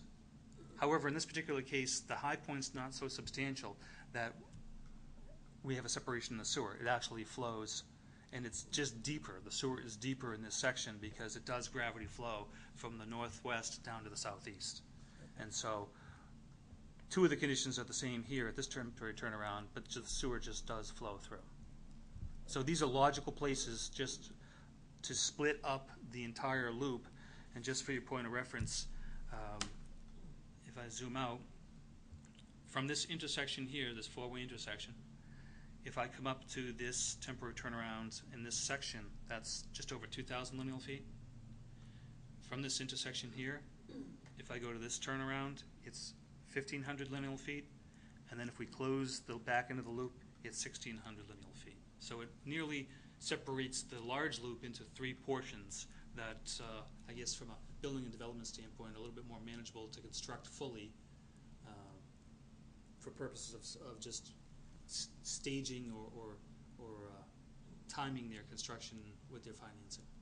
Okay, so in terms of, assuming you were ready to roll ahead with the project, or a developer was, or whatever, the initial legs off of Old Blood Road that connect to the loop on the right side of the page, those get built first. Sure. And whatever stormwater drainage structures and swales and all that are related to that get built as a part of that. Yes. And then after that, 1/3 of that loop, obviously one of the two that meet that intersection, either the It's top either one or the the bottom north- one. The northerly third or the southerly third, either one, depending on what the developer wants to do. I can't pretend to say that it's going to be quote unquote phase 1, 2, and 3 because that's not appropriate to No, call I it. understand. But the phase would go from the crossing point on your roadways all the way to the hammerhead, either on the south loop or on the north loop. Correct. It wouldn't, we'll go halfway there and we'll get the rest next time. To me, if they propose that, they'd have to have some level of turnaround at an alternative location, and there's just, it doesn't make any design and construction sense to do it in any other location. Okay. So So I'm as a part of our hesitant to- approval, if we said that they got to go all the way to what you've drawn as a hammerhead? I understand your desire to make that a condition or consider it. I wouldn't say that's an absolute. You know, I've seen things done that, and we could design something, say, over here on this side, but I can't say that's an absolute that would be like that. I just can't. There's too many unknowns. In terms of from the left side of your intersection where your two legs cross there, are there any drainage structures that affect the people over on Mary Meeting or anywhere over that way? Or is all the drainage structures that are important to them already part of those two legs? Well, if you consider this the high point, in short, no. The Mary Meeting and the other Old Blood residences, they're all treated and protected by these two spurs that meet up at this four-way. If you consider that our location of these three internal detention basins that I'm sort of running a triangle through, they treat certain sections of roadway. Once you pass this drainage basin here and come down this hill towards this four-way, some of that drainage to the four-way is going down towards Madeline Bennett, and some of it's coming down towards Old Blood, but they're being intercepted and collected by the downslope drainage basins. Okay, so if you build the two legs as phase one, Sure. and then you proceeded up the roadway in any manner that the developer thought correct, but had to build the drainage structures as you got that far down in terms of those three swales, is that something that's... Conceivably, a developer could build up to this corner at this point and build some of these lots without having to install this drainage basin here. It's very conceivable that could be done. Although isn't However, that drainage basin protecting those lots below it? not protecting them, it's collecting any stormwater drainage from up on top here. And preventing it from going. It would go in its natural course now. But you're putting houses in its natural course below that drainage basin. In this right? case, these are all up. This is a swale through here. Okay. And so this swale would intercept it from these grouping of lots. But I don't think we need to get that particular with this quote-unquote phasing, as long as it's understood that these suggested turnarounds are there to aid in the options of construction, not necessarily to direct somebody how to build it. And You know, I get that. I think that saying that the two legs off of Old Blood Road are going to be built first with all their drainage structures is a long way towards what a phasing plan has to accomplish, which is to say you're not going to build a bunch of houses and then disappear before we protect the people on Mary Meeting Road and all of that. I would think sorry to interrupt, but I think it's entirely appropriate if that was part of a condition, that the two legs, if you want to call them such. Yeah, or give them a name if you want me to call it something else. Well, this is Chestnut Hill Road and this is Madeline Bennett. Okay. So if these two sections were constructed first with the appropriate drainage, that would then protect the interests of the abutters downslope. Okay. So I think that's appropriate. And then within your subdivision, how do we know that the development will proceed in a way that doesn't get any of your any of your homes in trouble drainage-wise? I would say that as long as the properties for seeking CO had the pavement and the sign-off by town staff, that would cover them in the town. Because if a developer came in and said, I would like to have a temporary turnaround on lot 37, that's not unreasonable. I don't know that it's the smartest location for one. We didn't provide for one specifically, but it could be done. And I wouldn't want to preclude someone that possibility. Tim? Just to clarify the staff position in regards to phasing, I think ultimately, Bob, you've captured the main point of what we want to accomplish, which is that the legs connecting to Madeline Bennett and to Old Blood Road are the first phase, and that anything beyond that is voluntary on the part of the developer.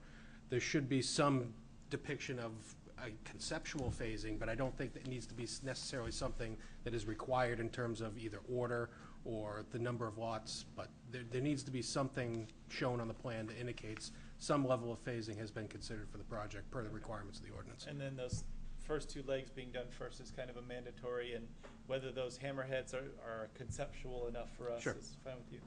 And really all I was trying to fish out is whether there's any engineering problem that arises from letting that develop in a way other than all the way up to the hammerheads. I think the primary thing that will drive phasing when we get to the actual construction part of this is the amount of bonding that the developer is going to have to put up for the roadway construction. That, I think, is going to probably be the driving factor in terms of where these phases are going to take place more than anything else. You said the first part of your loop across the north was almost 2,000 square feet to the hammerhead? 2,047 lineal feet. Lineal feet. Yeah. So between $250 and $300 a foot for that, you're talking about a good chunk of money.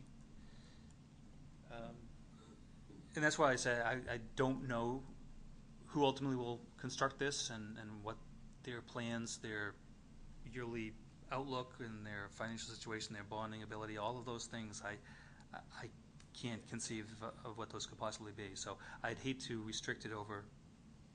What's the shortest of your three segments of road? Call it the southerly first third here, which is about 1,520 lineal feet. 1,600, and then 2,000, you said, roughly? So I'm certain that between Tim and I, we can craft a note that addresses the certainty of the connections from Old Blood and from Madeline Bennett to the intersection, and we can identify it by stations, and saying that this it's understood that these would be constructed with appropriate drainage and utilities prior to, and whatever those conditions are as far as building permits and or certificate of occupancy. I'm sure we can come up with that language. I'm comfortable with that. That makes sense. I agree with your comments about bonding. You're going to have between $500,000 and $800,000 in bonding per phase on those, so that's a huge chunk to swallow. Yeah. Does anybody else have any other thoughts or comments? Yep. one comment, Mr. Chairman. We haven't been talking about, we had originally talked about, I should say, fixing the snag, so-called, in the line that goes along Madeline Bennett or south of. Sewer or line, you east of Madeline Bennett. The sag that's in the sewer line feeding the school. That's yes. Yep. That's part of this project. We've Sure never it is. seen a plan for it, I don't think. Well, there's actually, the plans to fix it is actually the design plan itself. There's no new design. Okay. The installation, Mm-hmm. due to either installation practices or the nature of the soil and the ground itself, resulted in some deficiencies. The design plan is the plan to be used as the Okay. fix.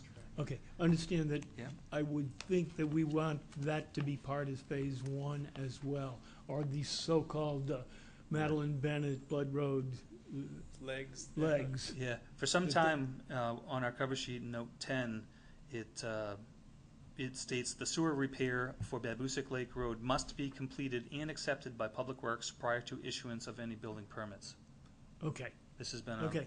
part of our plan It's for some on the time. notes. Also, Okay. also, Nelson, I've made a new technical comment. My first technical comment on page 4 is to either show those plans in the plan set or add the proper reference to the design plans. Okay, thank you. So if I need to elaborate on that note with Tim, I'm sure we can work out Okay. that as well. Which note did you say it was? Note 10 is All the lots of last service sentence in benefit. note 10. Oh, I got you. Now, sewers, repair for Babusick Lake Road. So you're talking about something that's quite a distance from here, all the way out on Babusick Lake Road. Yes. Yes. I got you. That was a condition of the Yeah. variance that was granted. Yeah. I got you. Okay, so we're happy with that.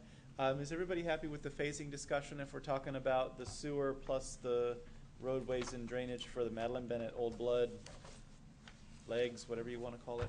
Yep. And then after that, it's up to the developer to do whatever they believe is workable for them. Does that work for everybody? Is that enough information to? Yes, as long as we have something, again, to address that zoning requirement that spells out what the phasing is. Even if there was no phasing, just simply state that the entire project is a single phase. There has to be something in order to meet that zoning requirement. Okay, I got you. So we've got enough to cover that. Are there other issues that we wanted to make sure that we covered when we were approaching this? I've got a few niggles, Mr. Chairman. If you look at your document SP1, you're showing one flashing 20-mile-an-hour school limit sign, but not the other one. That's a comment from both me and Public Works. I know. All right. But on top of that page, you've got what I call bend signs, which are the sort of standard indication to motorists there's a bend with a 20-mile-an-hour sign. Could you explain what those are? Because a 20-mile-an-hour sign is illegal. It has no relevance in this state. The minimum speed limit in this state is 25 mile an hour, except school signs with flashing yellows. Those signs were put in at the request of Kyle Fox due to the curve sweeping around from where Madeline Bennett now is to the relocated portion. So they're going to be the recommended yellow ones, not the standard ones. I can't say that I know the color. Yeah, they are the yellow warning signs. The yellow ones, okay. Yeah. The second half of it, and you know my views on this, and I still disagree with everything my colleagues have said. Buses trying to come out of the school drive are going to be stuck because they will not know whether the car's coming up Madeline Bennett, and we've only got one house built in this new development. You've still got the problem of parents coming up. You don't know whether they're going to swing around or whether they're going to come in the school drive because they won't indicate. I sent Tim, and I hope he sent you, and I've got copies for everybody. These are signs that the state puts up in certain places to indicate to people the essential of giving a direction sign. It doesn't appear in the site on these plans. I don't know why not. Because frankly, you will not get buses out of that school drive in the time you want, because if you're sitting as a bus and there's a parent coming towards you and he doesn't sign that he's going in the school drive, they've got to wait. So I'm asking that this directional sign be also installed somewhere where that 20-mile-an-hour yellow thing is, to give people at least a chance, an instruction that we do need to indicate if we're going in the school drive. I know Kyle doesn't like them. I hear did. that. I did receive that, and we considered it, and we discussed it with Kyle, and it was decided that that was not appropriate. There was additional signage that was not necessarily needed at this location. There was a comment about potential sign fatigue, having too many signs out there. Suffice to say, I understand your comments and concerns. However, it was decided that that was not necessary at this location at this time.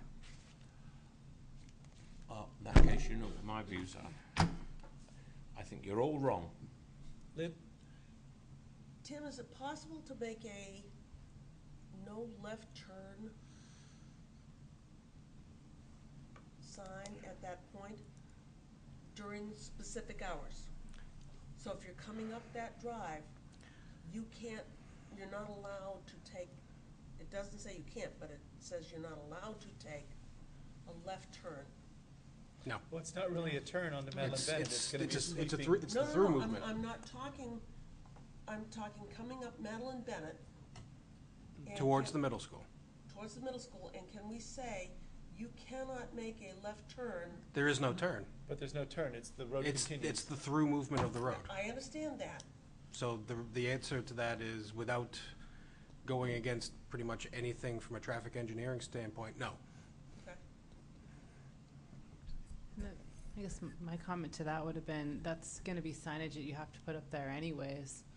And, I don't know, personally, it seems, just a comment to the sign that Alistair would like to see on there. There's ones of those, Babuzik to Spring, where it splits coming from the town of Amherst, coming through. It's nice if you're sitting there waiting for a light, and I know there's buses that come through right there, and it lets you know, people use them. I personally like the fact that they're there. That reminds me to use it. I feel like it wouldn't be too much signage, and it's a small compromise considering the situation and the concern that's out there. So I would like to see it.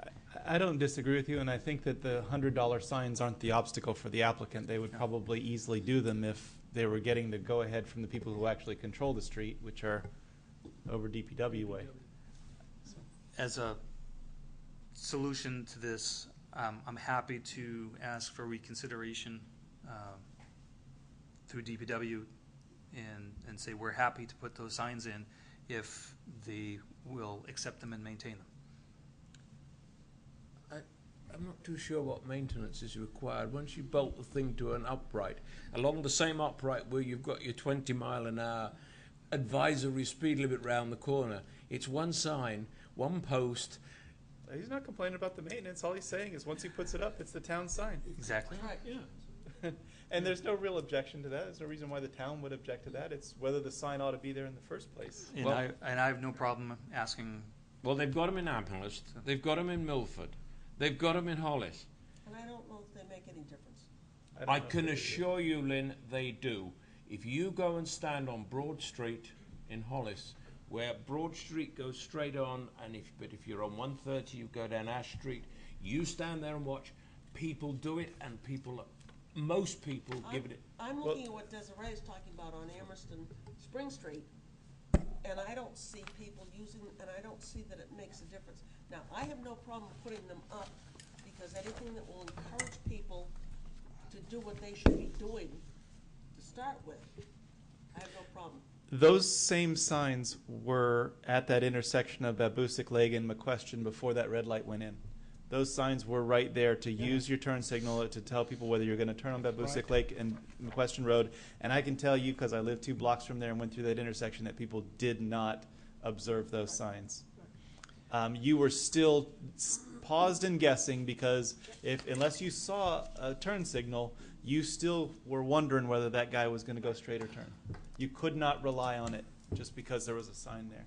Mr. Chairman, I'm not saying 100%, but even if you... But it helps. It helps even if every other motorist does it or every other parent does it. But If somebody's got a directional on, it will take or it will tell a driver that somebody probably is going to turn. Yes. And if you're the driver, you need to make sure that you're paying attention and are assured that they are in fact turning and didn't just leave their light on. I think that that's part of it. Now, as you look at the way that this road's designed, Madeline Bennett is the through movement. Turning into the school is a right turn, which ought to be Yep. signaled, and right. that's where there ought to be a signal. No signal means that they're going to Chestnut Hill subdivision. Correct. But if they're coming up as a parent and should be showing a right signal, if we encourage them by this sign or something to give that signal, it gives the bus drivers or any other citizen trying to come out of the school drive a chance. If they're sitting there Yep. and there's nothing, and the vehicles coming towards them are not showing any sign, they have to assume That's that correct. I've got to wait. That's correct. Yeah, I agree. Anyway, I don't object to the signs. If you can sell it to Kyle, good for you. It's Put them up. Again, I have no problem posing the question, and ultimately the decision will be his. Well, that's I don't even know where the jurisdiction stops and starts on something like that because it's not part of the subdivision. I would leave it to the DPW. I would leave it to Kyle. My inclination is, he's our guy for making those kind of decisions. But we can encourage him to allow that sign. Yeah, I don't mind doing Well, that. the applicant has said he will go, and I'm satisfied with the applicant going and asking one more time, did you really mean this, Kyle? The planning board, some people on the planning board have a lot of first-hand experience with this, and they feel Yeah, it's you can tell him we important. twisted your arm right off. And, Yep. yeah, Even better, I'll suggest that he watches the tape, okay. which I'm sure he'd probably do anyways. He's probably at home watching it He anyway. may He be watches doing this it live. anyway. I don't know about that. That's good. Okay. Thank you, Ken. Are there other questions or issues on the property? What about our waivers? Ken, you wanna That's walk my us through next those? item. I have, Didn't we just do that? Before we move on, Yes. you might want to consider that the board sends something to the town council encouraging this use of signage in that area. That might be helpful. And of school. Yeah, I'm fine with that suggestion if that's the will of the board. I'm assuming that Tim would put together a nice memo for me to approve tomorrow. Yep. Is that the will of the board? Well, I think it's also relevant because if you go back about 3 meetings, Kyle sat at the back of, put on presentation and on record that if this system doesn't work, the town will fix it. So I think the town council ought to know that they're on the hook. The developer isn't, there's nothing he can do about it, but Kyle put the town on the hook for putting this system right if anything goes wrong. I'm not sure quite whether a hook is the right analogy, and I'm not sure whether a sign before a first shovel hit the ground is a solution to a problem that didn't exist yet. But either way, I don't think that the cost of $100 sign, if it ends up being the solution, is going to be the obstacle to this. But if there's something more that has to be done, I think that's when there's some more. But let's resolve this issue of do we send something to town council and the school board suggesting that the planning board supports a use directional sign to Just the to intersection. the council, it wouldn't be for the school board. Yeah. Town council's the Speak one to with the any council. authority over it, but it doesn't hurt to. we don't have any authority over that road yet. It's true. It's not an No, accepted we road. don't. We haven't accepted it yet. Oh, sorry, no, you haven't. I'd like to spam a proposal that you do just that, Mr. Chairman. Send on to both. No. I just send need it a to the- consensus. Send it to the council and not the Consensus is school fine. board. The school Don't- board's the one that controls that road as of today. But we're not an talking accepted about road. the future, we're talking about after it's, Once the Once sewer's it's in, built. the town accepts it. once it's accepted by the, if all the other things are met. I'm not going to yes. speak for the council, what the council's going to do He knows better. I think you have at this time. Okay. I will take Can we this prepare a memo? consensus is that I will prepare a memo for Bob to send to the town council regarding the use of the use turn signal sign. Thank you. Good, okay. Okay. What's the will of the board? You want to hear waivers or you want to hear public testimony? Want to hear both? Which one first? Let's hear waivers. All right, public testimony. Public Let's let is the public come forward. twitching and have back that. there. They've been here a long time. Yeah. Drivers here waiting to Yeah. Okay. Are there any citizens or butters or members of the public who wish to weigh in and offer the board something to consider as it reviews this application? Please come forward. You want to stand or sit or whatever you want. Okay. I'm old. Thank you, Ken. Take a minute to sign in. Or any of us. Ken, did you steal the pen? No, but you can borrow mine. His Thank you. Somebody did. Thank you, Ken. You want to borrow mine now? Thank you. Once you've had a minute to sign in, please introduce yourself and tell us what's on your mind. Good evening. My name is Rebecca Statz, and I am a bus driver of 8 years for the town of Merrimack, employed with STA. I do not come to represent STA. However, I do represent a number of concerned bus drivers. I spoke with you at your last meeting and brought up some of our concerns. Again, we would beg you to consider that that is already a heavily congested area at many times, not only during the small windows of what you would ordinarily think for pickup and drop-off. There is frequent heavy traffic in there. And as for the bus drivers, it is very, very difficult for us to negotiate that most days. Like I said before, you have to bring your A game when you're going up there. One of the concerns that the bus drivers also had was what would happen with the staging of the second wave of buses, the second 16, 17 odd buses that are currently staged on Madeline Bennett waiting at dismissal time, as there is not enough room for all of us to encircle the school proper. In addition to that, as I've said before, we do have a number of provider vans who at the moment park in the cutout, which would be eliminated by this. And also frequently there are coach buses, which add to the fun, as you say, even more. That is one of the major concerns. Another one, as Mr. Milnes has said, if the buses have a stop and Madeline Bennett has the right of way, which it would, the buses will have to stop and wait and wait and wait. Last year there was an experimental done where each bus was held for 5 seconds. I would like to submit to you that 5 seconds is nowhere near what we're going to have to wait to be able to get out.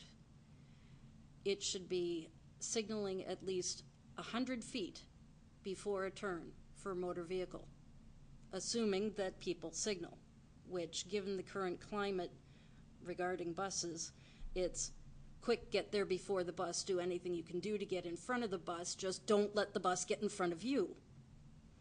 Most people are going to be focused on, oh my gosh, look at that big wave of yellow buses. I'm never going to get in if I don't hurry up. I think that we would have a very difficult time with maintaining a 20-mile-an-hour speed limit and enforcing it. And the buses, as I said, without an indication, we have to assume that they're going to be continuing on to the left on the into the Chestnut Hill.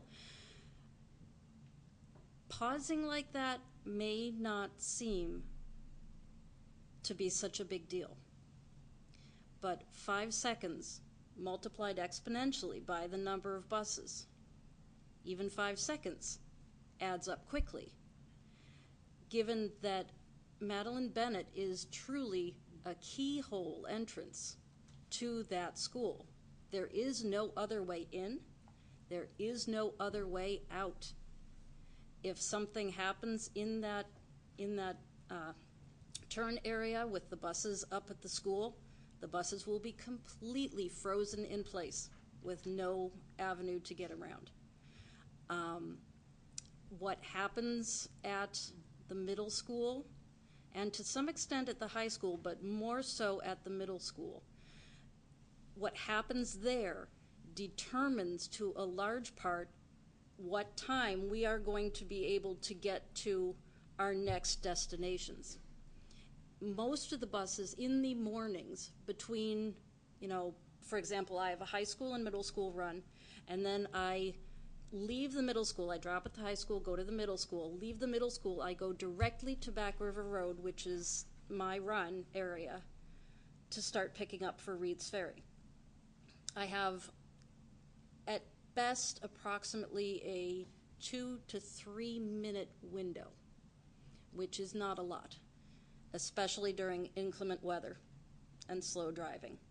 Most often when something like that happens, as you probably know, most of the buses run later because we do not have a buffer of time in between.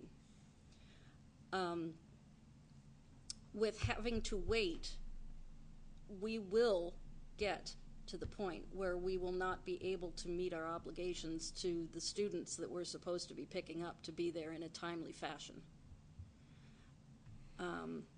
It is a domino effect. It will affect, not only the buses, but the greater impact is the schools. We get calls, Reed's Ferry calls dispatch and says, "Where are our buses?" Well, they got tied up because of an accident on Babusick Lake Road, or, some such.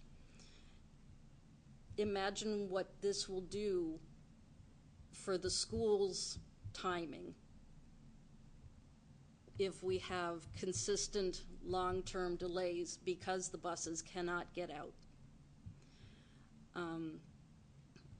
Suggestion of the sign, please, if nothing else, do that.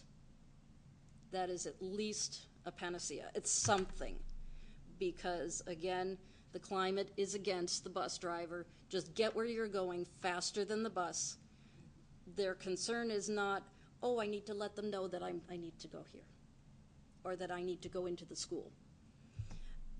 And our buses, being the large vehicles that they are, again, going back to that 100-foot indication, even with 100 feet of notice, our buses cannot accelerate fast enough to make it clearly through an intersection with that notice. We need to have more notice than that, and without more notice than that, we have to sit and wait.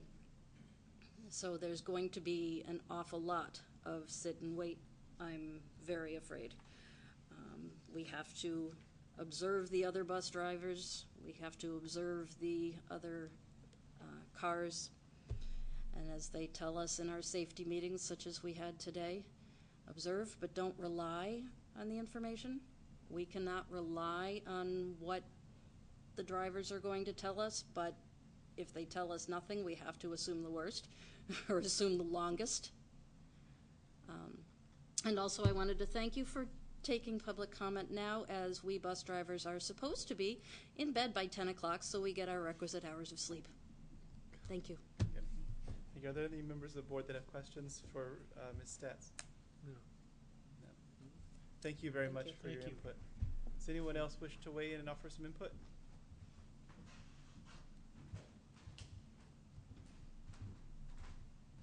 Thank you for your patience as you waited for your opportunity. Take your minute to sign in so that we have your record, and then when you're ready, tell us what's on your mind.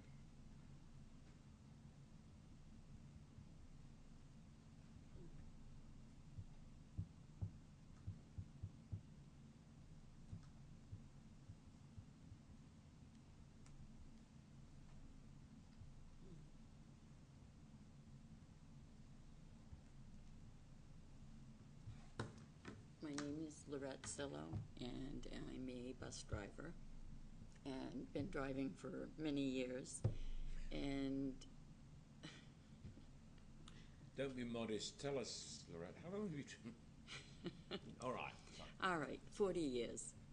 Okay, so I've watched the town grow and grow and grow, and I've watched parents that are impatient and don't want to be behind us.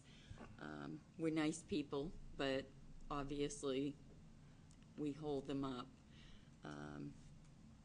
And everything that Becky said is, I'm totally in agreement of. Anything that can make that school zone safer for the kids that are walking, riding, skateboarding, whatever they're doing, that we have to watch. Our peripheral vision is everywhere, and safety should come first. And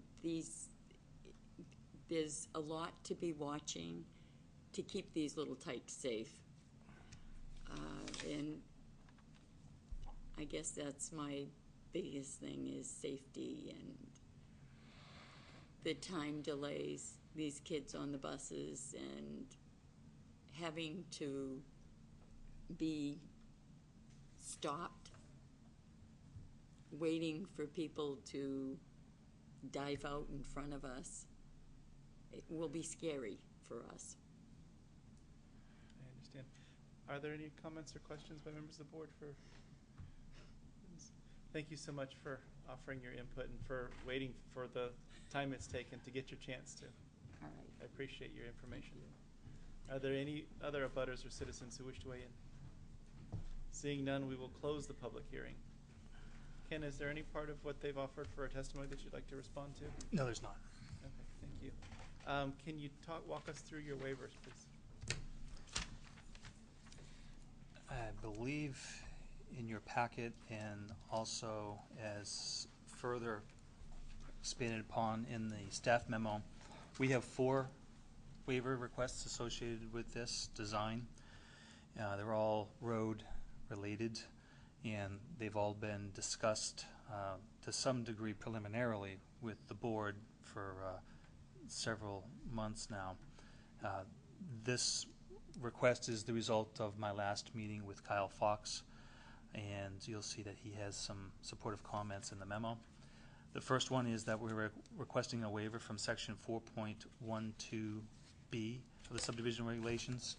Specifically, it is for the area as we leave Old Blood Road as now exists and is traveled just prior to its entrance with the 4-lot hammerhead. We are seeking a waiver to allow the road grade to be 1%, where the regulation minimum for new roads is 1.5%. We're seeking a reduction in that percent grade to allow the road to be lower at our first wetland crossing. This is important as we take this curve and get into this crossing area. If we're increasing at a higher grade, we'll have a higher wetland crossing. With a higher wetland crossing means generally there'll be a wider and more impacting wetland impact. The footprint of the impact will be larger because we have more fill to place. And so because we were coming from an existing road into a new road, Kyle felt this was appropriate and was supportive of the waiver. Ken, I think that you've discussed these quite a bit in some of our early meetings. True. You did a good job with them. So if it helps to go faster, you can. I guess I'll take your hint. I'm going to skip 2 briefly. I'll come back to that at the end. Item 3 has to do similarly with slopes of side fill. We had once proposed a road to be 1-to-1 slopes. The regulation that Kyle follows is 3-to-1. We compromised on 2-to-1. Kyle supports that. Okay. I hope you will too. Item 4 has to do with the grades as you approach an intersection. This is, you generally have a swale, a low point before you approach an intersection. That helps drainage to prevent water from flowing into an intersection. Given the nature of this 4-way intersection that we ended up with, Kyle felt that it was appropriate to waive the road grade as we come through this section of road to the 4-way. He felt the major minor road components, it was appropriate, so he supported that as well. Lastly is our waiver regarding sidewalks, and I note that it's a partial waiver. We have 2 parts of this. One we discussed some time ago and it was never contested, where we're eliminating the grass strip as we reach a pinch point of wetlands and property ownership on the Class 6 section of Old Blood Road as we approach the school driveway. There's simply not enough road width that we have the rights to construct within to include that grass strip. So we removed that, and that's been supported by Kyle as well. And lastly, the section that might need the most consideration from the board is after going through the last design revisions and then meeting with Kyle, it was determined that it was appropriate to ask for a waiver for this entire section of road without sidewalks. And that has multiple levels in it, and we discussed that last time we met. We would look at the impacts of, do we do a partial sidewalk, a spur, if you will, which would effectively be along this section of the frontage of Lot 1, versus the impact of, or the necessity to go all the way down to the existing Old Blood Road, whether it's the new 4-lot section of the Hammerhead versus the old. Ultimately, in our evaluation, we just simply can't warrant the construction and the increased impact at the wetland crossing to support the sidewalk spur. I've gone over the reasoning before with you in the past. The key points are that there are no sidewalks down at Old Blood. The Prince subdivision and the 4th lot that joined the Prince subdivision both had that requirement of sidewalks waived. There's no connectivity. And all of the internal lots that we propose, there's 71 internal lots, each lot will have its own direct access to sidewalks within. And I think that substantially meets the purpose and intent of the sidewalks. And any further request for sidewalks coming down to where there's no connectivity would actually be a financial hardship to try to expand an already substantial design on that woodland crossing. I'll leave it at that, and hopefully you can deliberate or ask me questions as you need. Thank you for the presentation, Ken. I think that the ones with respect to road construction or the grass strip over by Madeline Bennett are fairly simple and straightforward, and with Kyle's support, I couldn't think of any reason why I wouldn't personally support them. The sidewalk thing on that one spur towards Old Blood Road, I can understand what you're saying in terms of you having considered all of the options with either segments of sidewalk on either side of the crossing, and heaven knows we've been up and down all the options at the crossing itself. And so personally, I'm satisfied that you've done your best at trying to figure out a design that works. I don't know what the rest of the board would think, but those are my thoughts. Does anyone else have comments or questions? Matt? Nelson? Well, I'll just say that I would have preferred to go with a sidewalk over that, on that crossing, on the water crossing. I understand the arguments, and I'm not sure I'm convinced by them, but I think for what benefit it would gain, it probably is worth a waiver in this circumstance because of the unusual terrain and the potential impact to wetlands and so on. I see your point, and I think that in an ideal world, having that sidewalk would have been a nice thing, but it did present a number of complications with both DES and with some of the things that Kyle needed to see. So, other comments or questions? What's the will of the board with respect to waivers, either individually or as a group? I'd move to grant all 4 of those that have been expressed here by Ken this evening, if that's acceptable to the rest of the board. I'll make such a motion. Subject to which criteria? Oh, subject to the criteria of I think either one is fine as I look at them. But unnecessary hardship. Yeah. the first one. Okay. Is there a second? Motion by Nelson, second by Lynn, to grant all 4 waivers. Any discussion? All in favor say aye. Aye. Any opposed? Any abstaining? 7-0-0 to grant the waivers. Is there any discussion with respect to any other aspect of the proposal in the application? How are we going to resolve this business with the phasing? We've talked about it here, and I think that Ken was suggesting that he and Tim would make a note that describes the first 2 legs with their drainage structures and sewers would be done first. My recommended conditions include comments and conditions relative to phasing. I think that will be sufficient to cover what we discussed tonight. in some sort of a memo to attach, or will there be notes on the plan? Or It'll how- be likely be a note on the plan with perhaps some graphic notation on the plan, but we'll come to a consensus that meets the requirement of the regulations. Okay. And just one other question, Ken, if you would review for me, there were 4 pieces of common land or conservation land left here. Sure. Could you kind of repeat what the disposition of those 4 lots were? I know we've been over it, and No, that's fine. yeah. In fact, I did this week and a half ago or so with the Conservation Commission.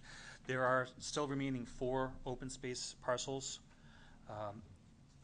2 of which will have a formal easement granted to the Merrimack Conservation Commission for their expanded oversight and enforcement. The northerly strip, which abuts the existing Conservation Commission easement, is 19.9 acres. It's known as Lot 5B -5, and it'll have not just typical open space covenants and restrictions, but it'll have further conservation easement over it. The next one is the middle area, known as 5B, Lot 7. It's 17.1 acres, and it is going to have the open space covenants and restrictions, but not added in further conservation easement on it. There's a bit of It a... will be in common ownership? It will be, yes. Yeah, okay. thank It is. It doesn't have to be. Again, by the regulations at this point, it could be. Most logically, it's a common ownership. Yes, 1/71st interest. And the other 2 were in common ownership as well, but 2 levels of protection: open space covenants and restrictions, then added conservation easement. Okay, thank you. There's a bit of a remainder, if you will. It's open space, since it's not suitable for roads, et cetera, between the relocated road and the Class 6 portion of Old Blood Road, known as 5B Lot 8. It's just 4 acres, and that'll just simply have the open space covenants and restrictions on it. And then the largest piece of property, open space Lot 5B2. It's 81 acres, and it's also going to have that same covenants and restrictions for open space with the Merrimack Conservation Commission oversight easement on it. So open space total on the property is 122.6 acres, which is 63% of the overall area. This conservation easement will be 101 acres. It's a substantial protection. So it not only meets, but it well exceeds the requirement of the open space. Okay, thank you, Ed. Yep. Yeah. Thank you. Other comments or questions? Before we get to a motion, Ken, I want to congratulate you on a presentation that's gone a long way, and you've done a lot of work and been very clear in some presentations to us. Thank you. Over a long period of time. It's a lot of work, and I think that you did a nice job for your client. Appreciate that. On that. I think that everything that you've got built into your subdivision, I really like it. My big concern has always been that bus traffic. You know, from that meeting where Kyle came, and I asked him a lot of questions, and he did a good job of answering them. It's a lingering concern of mine to see that it plays out like everybody that's a traffic engineer predicts that it will play out, and I hope that it will. But that's my big concern. But that's not such a concern that I would not support the approval that you seek here. I hope that as you go forward, if there's ways that the applicant can be sensitive to how this thing plays out in 10 years as you're building, house number 17 or 21 or whatever number you're up to, that to be proactive with solutions and work with the town on those kinds of things. And I have no idea when that might happen, but I hope that comes to pass, and obviously it's... I would certainly say that if I'm still involved in any way, that I have an interest in making sure that it's done right, and if there's a problem, I'm certainly hopeful I'm involved to help fix it. And I do have confidence and faith in Kyle's work and the other traffic engineers who've commented on it, and they have the expertise that I don't have, and even the bus drivers who have a lot of concerns, or the members of the school board that have a lot of concerns, are lay people making an opinion without having all of the training that the traffic people do. So, relying on their reputation. That's the only comment that I have. If nobody else has any comments, it's motion time. What's the will of the board? Mr. Chairman, I'll make a motion to approve the plan with all of the conditions added tonight and previously noted in Tim's memos. I do want to make one note that I didn't specifically spell out verbally, but is in the memo. My recommendation is that conditional approval be valid for a period of 12 months to allow sufficient time for the various state permitting process to take place. Given the complexity of this plan, I don't want us to get to 6 months where we have to come back for an extension, so I think it's appropriate to give this a 12-month time period. Okay, please consider that as part of my motion. So noted for the record, Desiree seconded before you. She already had her hand up. Any other comments before we vote? Seeing none, all in favor say aye. Aye. Any opposed? I regret, Mr. Chairman, that because of the traffic situation as regards the school drive, I cannot support this application. Otherwise, I like it, but I cannot believe this is an intelligent decision. Anyone abstaining? 6-1-0 for approval with Mr. Milnes in the negative. And there you are, final approval. Okay. Conditional final Conditional approval, approval. anyway. Thank you very much. I appreciate it. Thank you, Ken, for all the work that you did to explain a lot of complicated stuff to us. You got a year to finish. No, he's got 10 years. No, I really don't. Let's go. There you go. That brings us to item 8 on our agenda, which is discussion and possible action regarding other items of concern. And again, there's noted there a preliminary discussion of soils information with Pete. And again, we have to apologize that it's not quite ready for prime time. The current plan is to meet tomorrow morning with Pete. Hopefully, he's up to it and able to make it. We did have to postpone the last meeting. He had something come up at the farm, and he was unable to make it, so we're hopeful that we'll have that discussion with Alistair and myself and my staff tomorrow. I do have one other item for this portion of the agenda. I did have a conversation with Matt Karen, the Vice Chair of the Conservation Commission, relative to a lot of the things that Ken brought up regarding the issues of fertilizer and the Commission's desire at various points to have that part of deeds and other things with single-family development. The suggestion he made that he wanted me to float to you was the possibility of potentially holding a joint meeting with the Conservation Commission at some point in the next few months to discuss some of the items of concern that the Commission has seen as a repeated item and to open up the lines of communication between the two boards so everybody's on the same page. That's not a bad suggestion, I think, for us to consider doing. Several of the Conservation Commission suggestions seem to be consistent from their applications. The use of straw instead of hay, the slow-release fertilizer, no salt use in any of the wellhead or aquifer protection districts. Is that something that we could perhaps consider as an amendment to our site plan regulations so that those are Those are things that are part of the master plan process that are on our radar screen, and one of the things, I know MVD has also been doing some work on that, so they were really the key component that my staff has been waiting to get some final discussion with MVD in terms of their concerns and their recommendations before we broach that subject in terms of amendments. Yeah. And either Tim or Matt from the Conservation Commission always do a great job of sending out the emails, sometimes the same night that they have their meeting. But if we're putting them through the work of making the same several comments in each memo, if they're not really, and they seem to always apply and always make good sense, they're never sort of things that we say, no, we really meant hay, we don't want straw. Why don't we sort of take that bit of initiative at some point as well? What does the board think of the idea of having a joint meeting with the Conservation Commission at some point when we've got some space to do so? Certainly doesn't hurt. If we were to hold a joint meeting with the Conservation Commission, is there other groups or individuals that we would want to have be a part of that? Just based on the brief conversation that I had with them this afternoon, I think it's more of just the types of things that we talked about here tonight, and just making sure that everybody's clear as to what the expectations of the board, both boards are of each other moving forward. Okay. Tim, my memory when we do joint meetings is that the planning board does those invitations and hosts them. So That's correct. By our bylaws and by state law, actually, the planning board has to be the chair of the planning board is the person who runs the meeting. Okay. Can you arrange for some invitational memo to the Conservation Commission? Certainly. And then figure out when it fits in our schedule. I don't have any other discussion regarding other items of concern. Does anyone have any? Desiree? You guys twisted my arm. She did submit her email to be reappointed. Yeah, so now I got to go through the interview process again, and then I'll stay here for another 3 years. There you go. Yes, well, we all get the interview process. Even Alistair and I get interviewed when it's time for reappointment, so nobody's exempt from that. I have to interview Nelson, which feels kind of silly. He's been here since they invented planning boards. Not quite, but close. At least in New Hampshire. Yeah. Any other items of concern? That brings us to the minutes of Tuesday, May 19th. What's the will of the board? Mr. Chairman, I make a motion we accept the minutes as printed. I'll second.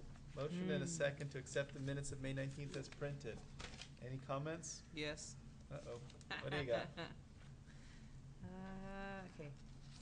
Page, line. Yes. I was just reading my own thing. Page 2, line 12. A lot of short sentences here. I think some extra words would help make it read better. So I'll actually back it up to line 11 and say, it was clear that the planning board has been very patient.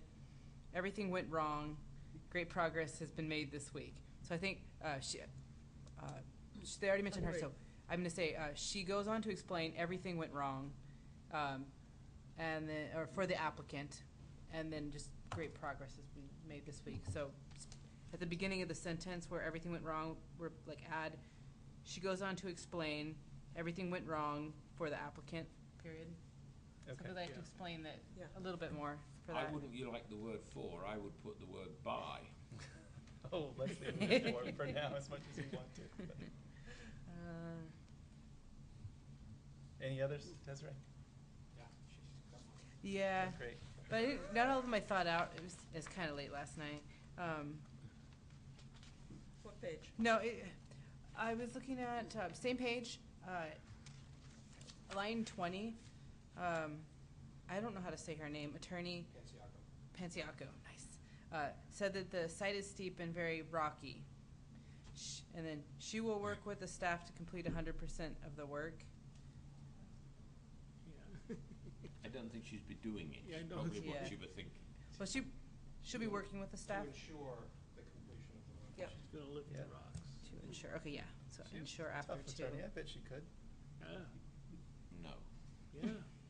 Have you been out there? It looks great. I went out there Oh, this morning. no, I said she wouldn't be doing the work. They've almost got the site all together. He has, yes. Looks nice. It really looks quite good. Yeah, Right, I'm and- out there, really working on it. What line? Okay, last one. Line 24, same page. I'll skip to the, Chairman Best stated that the planning board has already waited a long time and is now being asked to wait longer. And I would say, but he feels, It is It is still bet- better. yeah, it is better. Yeah. Yeah. It is still better to have the applicant to work and pull the bond. Yep. Yeah, I believe those are my only comments. Works for me. Any other comments on the minutes of May 19th? All in favor of approving the minutes, say aye. Aye. Aye. Any opposed? Any abstaining? 7-0-0 to approve the minutes, which brings us to Mr. our Chair, adjournment. I make a motion that we adjourn. Is there a second? Second. Second by Mr. Sebring. We'll get the first time he gets to be on the record for a second. All in favor, say aye. Aye. Any abstaining? Any opposed? We are adjourned. Don't forget to turn your microphones